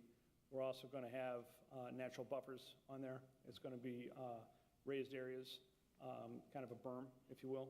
Okay. And we're going to have other ideas that we're going to be going through there. We don't have them fine-tuned yet, but along the lines of trees. So what you're clarifying for me is that the proposed building will be farther away from the alley than the current building is. Yes, approximately twice as far. Okay. Thank you. Then the other questions that you had was the additional traffic concerns, the noise levels, and the time of operations. Okay, so right now, real quick, I'll just go over. Swanell's a 78-year-old company. Could you actually state your name and address for the record? My name's Ed Roviaro. I actually own Swanell, and I've owned it 100% since 2012. We're a 78-year-old company, and we moved to Hammond at that present location. We're at 6044 Erie in 1977. So some of the people here we've been running that similar operation since '77. It is what it is. Where the building's at, we have trucks, and we can't do much about keeping trucks running in the wintertime especially. We're looking to do this. It's not anything different than we're actually doing right now. So we manufacture soft drinks in syrup form. So if you ever been to a restaurant or bar and seen the bar gun or McDonald's and stuff like that, we manufacture the syrup. It's not a bottling facility. We manufacture soft drinks and juices where you'd see in hotels where you go in and they have free breakfast or whatever, and you have the apple juice, orange juice, cranberry juice. We manufacture that stuff. We sell it to approximately 3,500 accounts in the Chicagoland and Indianapolis area off of our own trucks. But that being said, we also manufacture for companies around the country. Actually, we even ship into Central America, believe it or not, out of Hammond. And that's the biggest concern for us is our facility we're at now is just too small.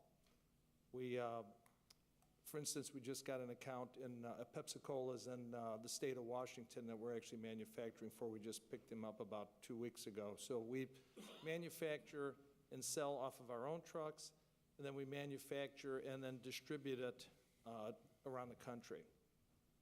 And that's what our need is. So right now we work with the FDA at our location in Hammond at 6044 Erie, and we want to try to do the same thing. We need to step up our, we just need to get bigger. We're leasing about 15,000 square feet on Conkey Street, which is actually a godsend because we just don't have anywhere else to go and it's close. So we actually have truck going back and forth almost all day to shuttle product over there, getting ready to ship out. No, the equipment that's going to be going in is basically the exact same equipment that we have. We probably are going to take most of that equipment that we have in our plant now and bring it next door. And this is food grade stuff. And we deal with the FDA a lot, and I know the concern about what people would, if we were to sell the building. Just so you know, I'm the second generation. My dad started a company in 1941. My wife and I, we have 3 sons that are actually all active in our company, and they will be the 3rd generation taking over. So we love Hammond. We're not going anywhere. We like the state of Indiana. We do a lot of business in Illinois, don't get me wrong, but we do like the position that Hammond's at for the Chicagoland area. I'm sorry about the snow. I'm not sure I ever really talked to you, sir, but if you were to come in and tell me, I'm usually always there. I get to work at 6 o'clock in the morning. We start loading trucks about 5 o'clock in the morning. In fact, that's when the first shift gets there. But they're gone usually around 4 o'clock in the afternoon is when everybody's gone, except the office people. They're leaving around 5 o'clock. Now, that's not to say we don't have a shift in the summertime.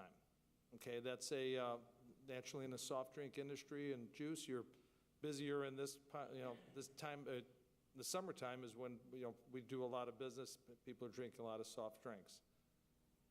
So we do sometimes will run a second shift in the summertime. Hopefully, I like to have a second shift year-round, to be honest with you, because that means we're doing a lot more business. As far as the truck traffic, I think the truck traffic would actually be better with this new building because now we're going to be staying away from the other part of the, Swanell, I'm sure everyone probably have seen Swanell. We are kind of facing houses. It is what it is. But once we get the other building, we'll actually be working off the back of that building most of the time. We want to keep the existing building, though, that we're at right now, and use that for more local, when we load our trucks, and we actually load our trucks out the back of that building, not facing the street, Erie Avenue. But the new building would be for offices, manufacturing, and warehousing. So raw materials, all food grade, high fructose corn syrup, sugar, chemicals you would use to make like Pepsi-Cola, let's just say, in syrup form, in juices. And then so it's raw materials, packaging, and then warehouse, and then getting ready to get shipped out. Anything else I need? We got the time.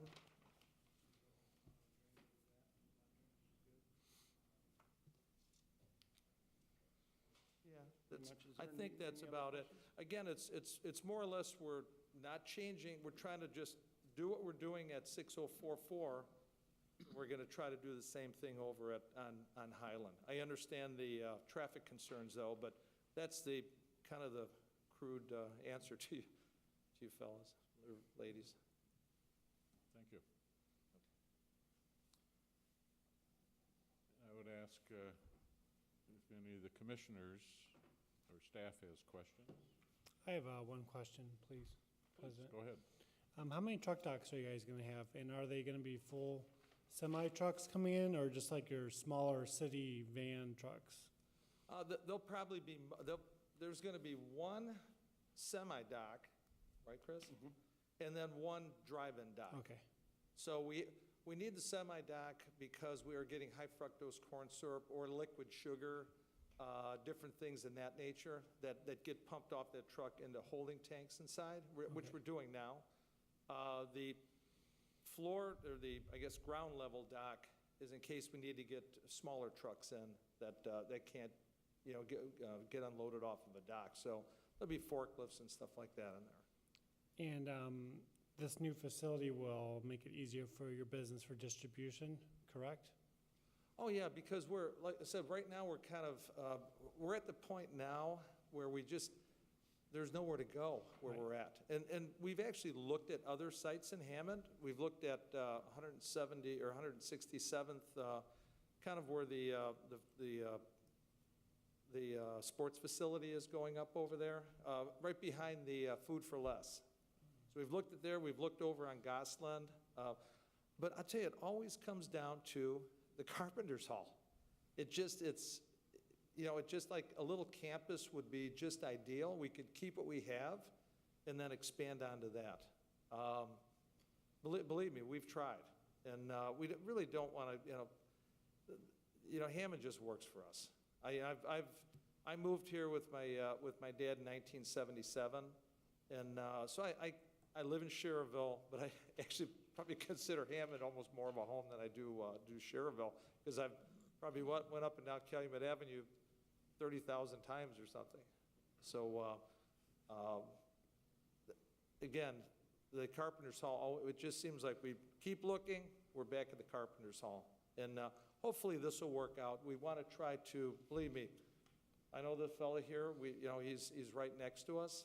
I think Chris has kind of explained we want to try to put a buffer there, right, Chris, to almost probably be better than the Carpenter's Hall. So hopefully that helps a little bit. Okay, thank you. Thank you. Any other questions? I do. The loading docks, shipping docks are going to be on the west side of the building? South side. South side. It's on the southwest corner. Oh, I see. So it's going to be the trucks are going to be exiting south, but it is on the west side. And the fact, Brian, that we're doubling the setback from the east side will be pushing all of this activity twice as far away from the residents as it is now. Yes. There's no activity with the Carpenter's Hall. No, I understand that, but if you look at their existing building. Well, their existing building is set back from the people who are also complaining about the noise. Petitioners have it at the moment. Thank you. And I want to tell you this. I know I talked to you about 10 or 15 years ago, but you are one of the few that have a great problem, and we commend you. We do. I do anyway. We've been around for 5 generations, so I get it. I know what you're up against, but you wanting to stay in Hammond, stay in this location, kudos to you and your talents. Thank you. Well, we're trying. The trucks, again, I'm old enough here where I remember Erie was a one-way street when we first moved here. And, but we come in off of Erie, right next to the central fire station. And we come in right through right next to the building. The trucks would come in, go around, back up. I mean, Chris has done a great job. We've looked at all this. We're talking to NIPSCO, making sure everything's done. I don't really see anything different coming in off Highland Street, the ladies in the morning, or the office people coming in the morning, coming in parking. We get, most of them start between 7 and 8 o'clock, so I'm not sure what time Hammond High School starts. We don't really run across Hammond High School. We never really have because we're a little bit far, we're always coming in off of Erie Street. But I don't know, that's kind of a problem, with parking or flow you would have. I mean, I don't want to speak too much on this subject because I'm not an expert on traffic flow, but the fact that, there's a difference, there's a perception difference between the fact that there's no activity now in the morning on the site, and you're going to change the activity because of when your workers start. And I think that's where there may be a difference, but if you're really I'm just going to speak off my opinion, 21 cars out of, 100 cars going to the high school, I'm not really sure what the level of impact that truly is. Right. And what's hard is, I was talking to Africa, the high school won't be done for 2 years. So it's even harder to see what exactly is going to happen Right. 2 years from now. So, again, and that's regular cars, or maybe a pickup truck or something, but. SUV or whatever. Yeah, so. Okay, Mr. President? Yes. I think one of the questions from the public that wasn't really asked. Before we move on, can I just follow up on the traffic question? Sure, go ahead. Thank you. I'm a little unclear. You say your truck turn movements are onto Erie Street. Are you saying that they go directly out to Calumet, or do they go up to Highland and then out to Calumet? No, go out to Calumet. Thank you. Right past the fire station on the north side. So you basically head out to Erie and then go south on Erie until you get to Calumet. Thank you. Yep. Thanks, Brian. I appreciate that. Okay. I think one of the questions that were not answered from the public was a question of the impact on the property taxes.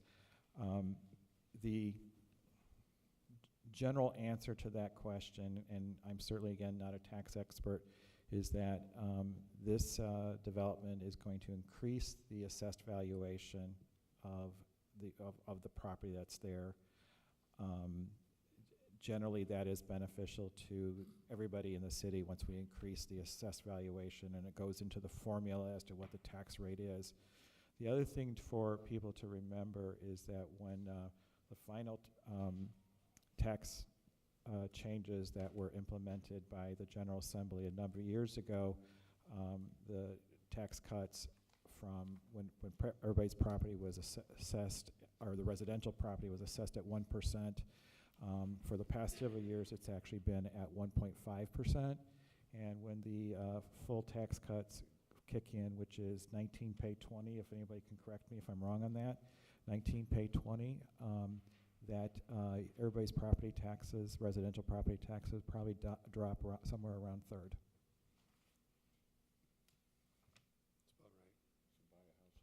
Plus or minus, no exact figures here. Similarly, commercial property and business. Right, everybody else too. Also has Yes. not a third, but a 0.5% cut. Right. State statute. Yeah. Yeah. So in summary, though, just to be clear, the effect is that the improvements that Swanell makes could have a small but albeit positive effect to the a lessening of the tax burden on the residential property. Yes. Small, but it'll be less taxes paid. Any other questions? And this, the building is, we estimated a rough estimate of between $4 to $5 million of the cost of this building. Chris, you can talk about the front, as far as the appearance of the front.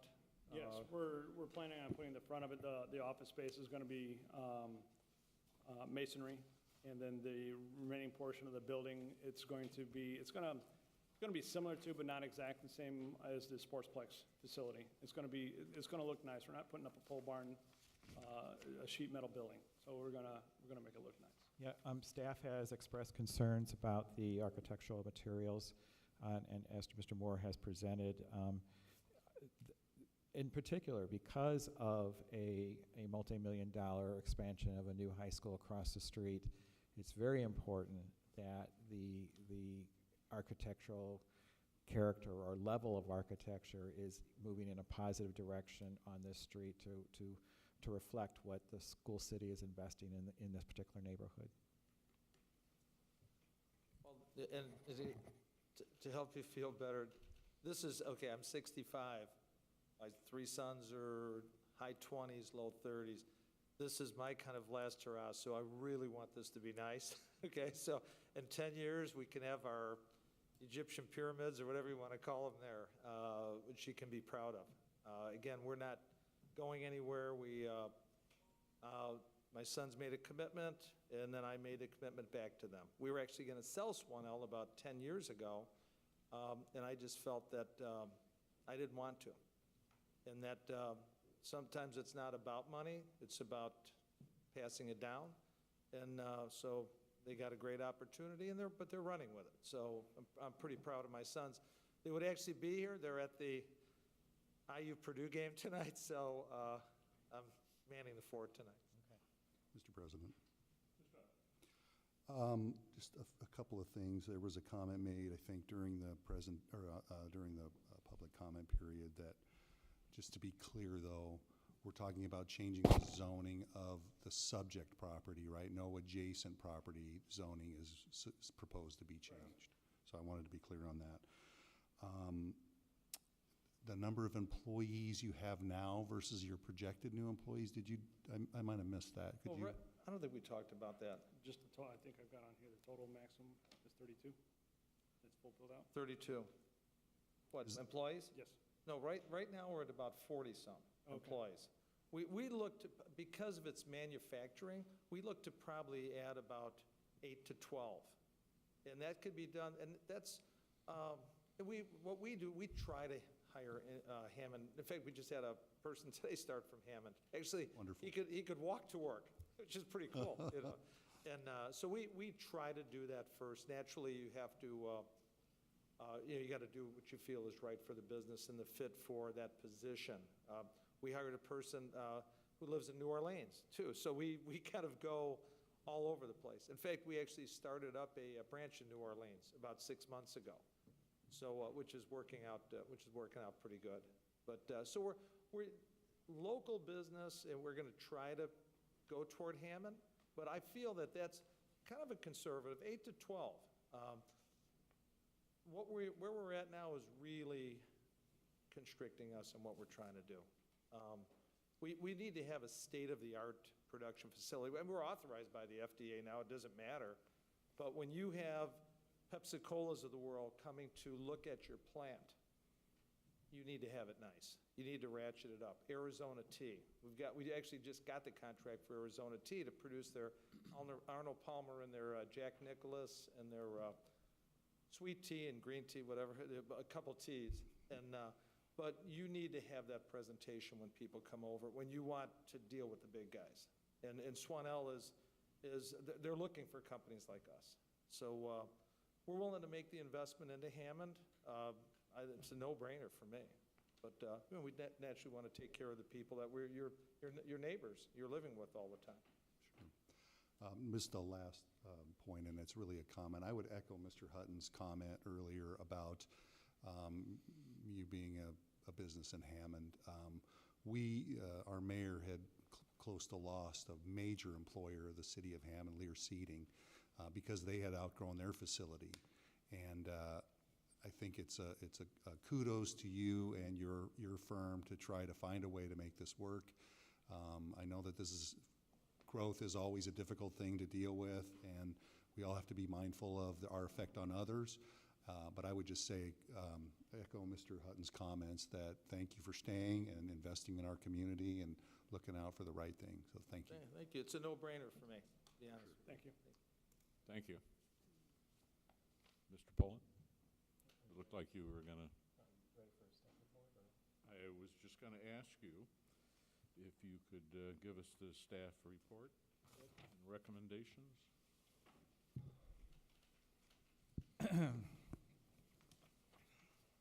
So, for the record, Swanell is a contingent purchaser of the property. As was stated, the Carpenters Union is currently the owner, and there is an agreement on their table to sell the property to Swanell, obviously subject to all of the zoning and BZA actions.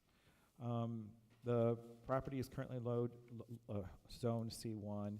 The property to, Swanell's property to the south is already zoned I1.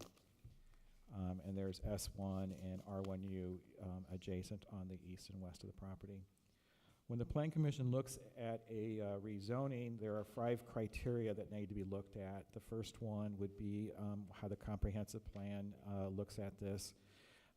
There isn't anything formal in the comprehensive plan that specifically talks about this property. But there are some land use guidelines that are in there that talks about how do you evaluate the rezoning of property to industrial. Those 5 points are that industrial property should be concentrated in the same area, they should be compatible with the adjacent development, save the natural vegetation where possible, provide sufficient on-site parking, and provide for adequate buffering of adjacent properties.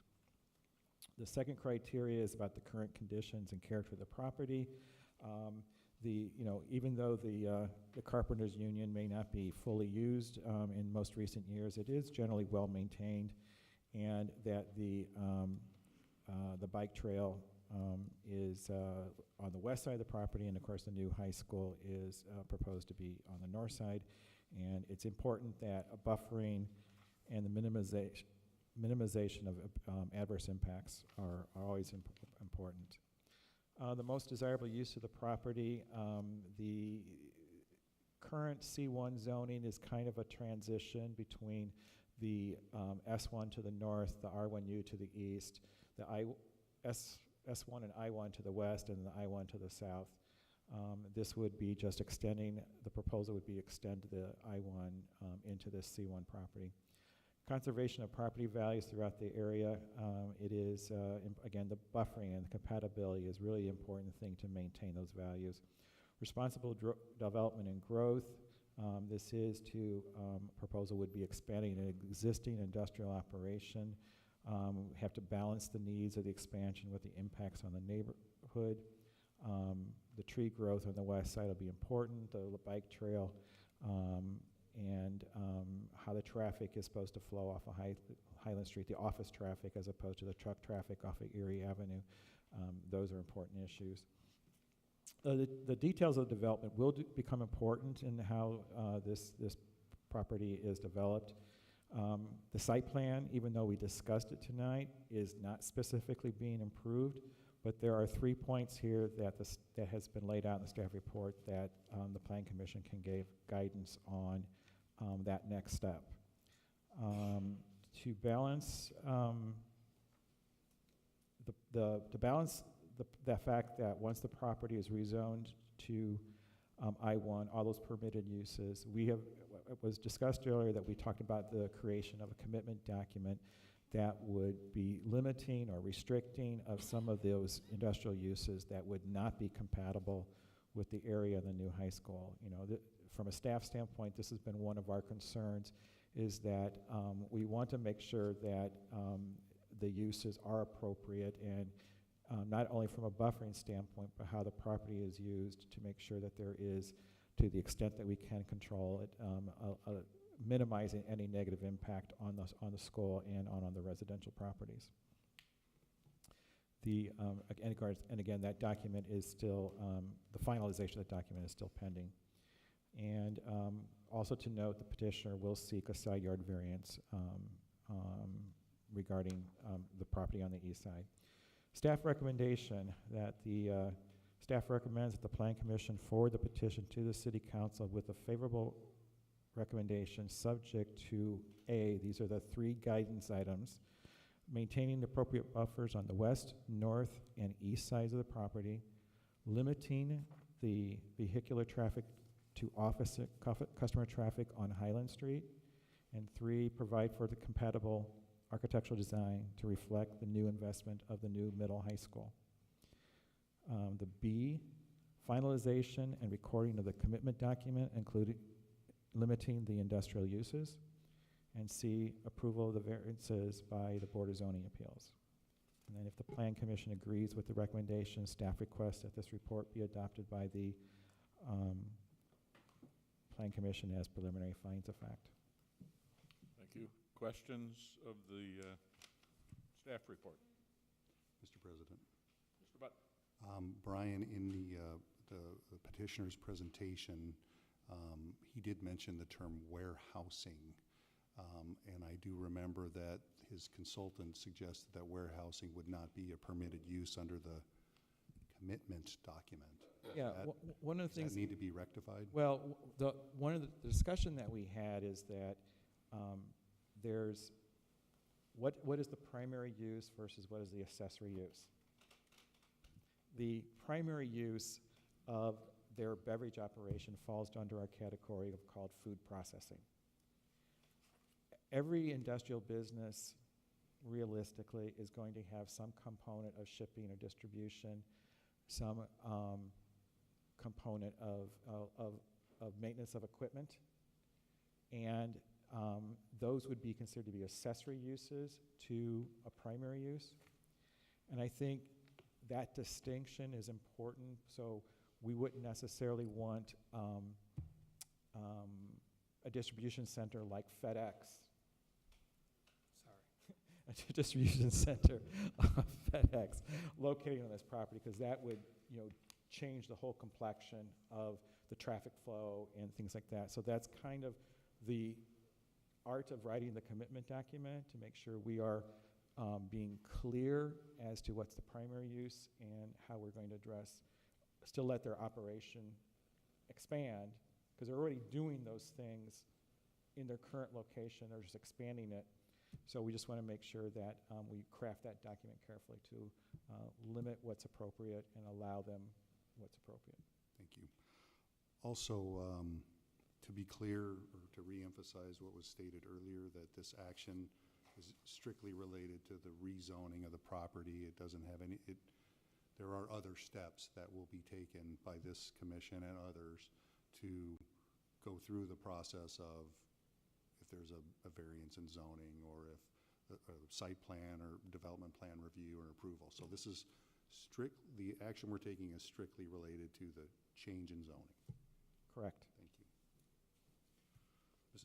Mr. President, I'm sorry, there may be other questions. Mr. Button? Is there any other questions? No.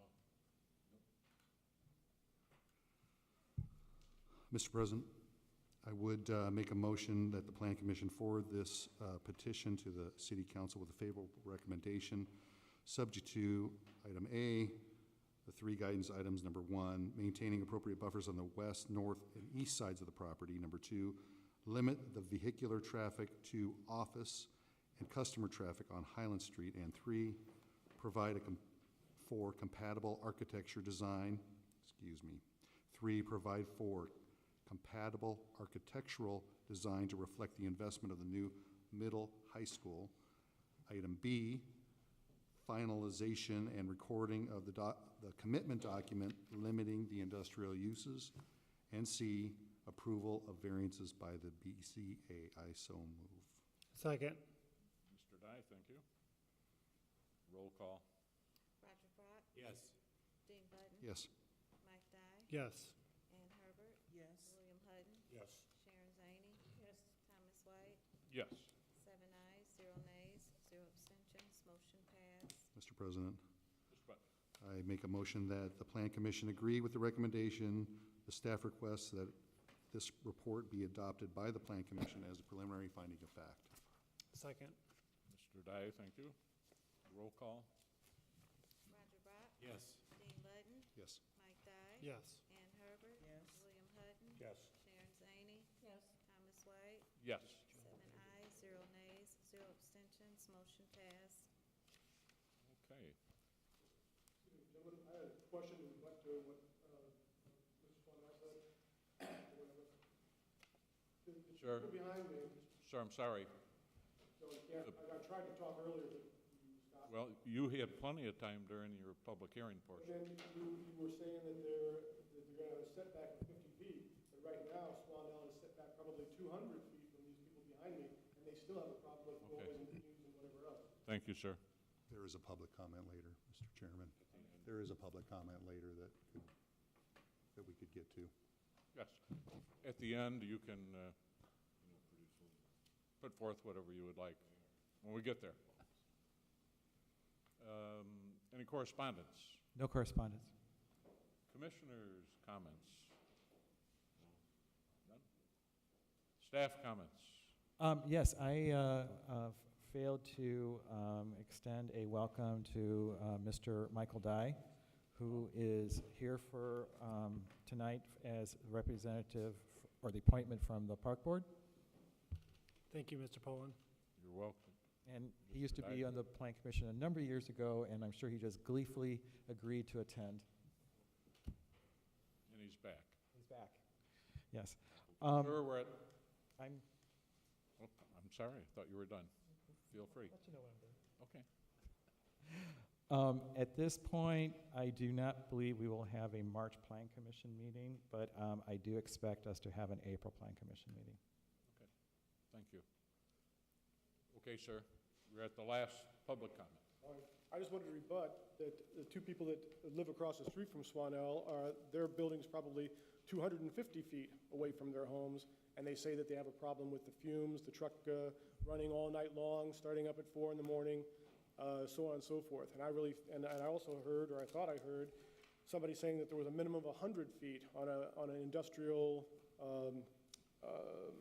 rezoning next to a residential property, and I don't feel that 50 feet is close to 100 feet. Not to mention if they're going to be running trucks all night long, and they said that the trucks would be coming in off Erie. There's no way that you can get to the Carpenter's Hall from Erie unless you go down through the back alley. You have to go from Erie to Calumet Avenue and then over to Swanell. So I don't really understand how the truck traffic is going to be on Erie, which is also a residential area, rather than a Calumet Avenue. Thank you.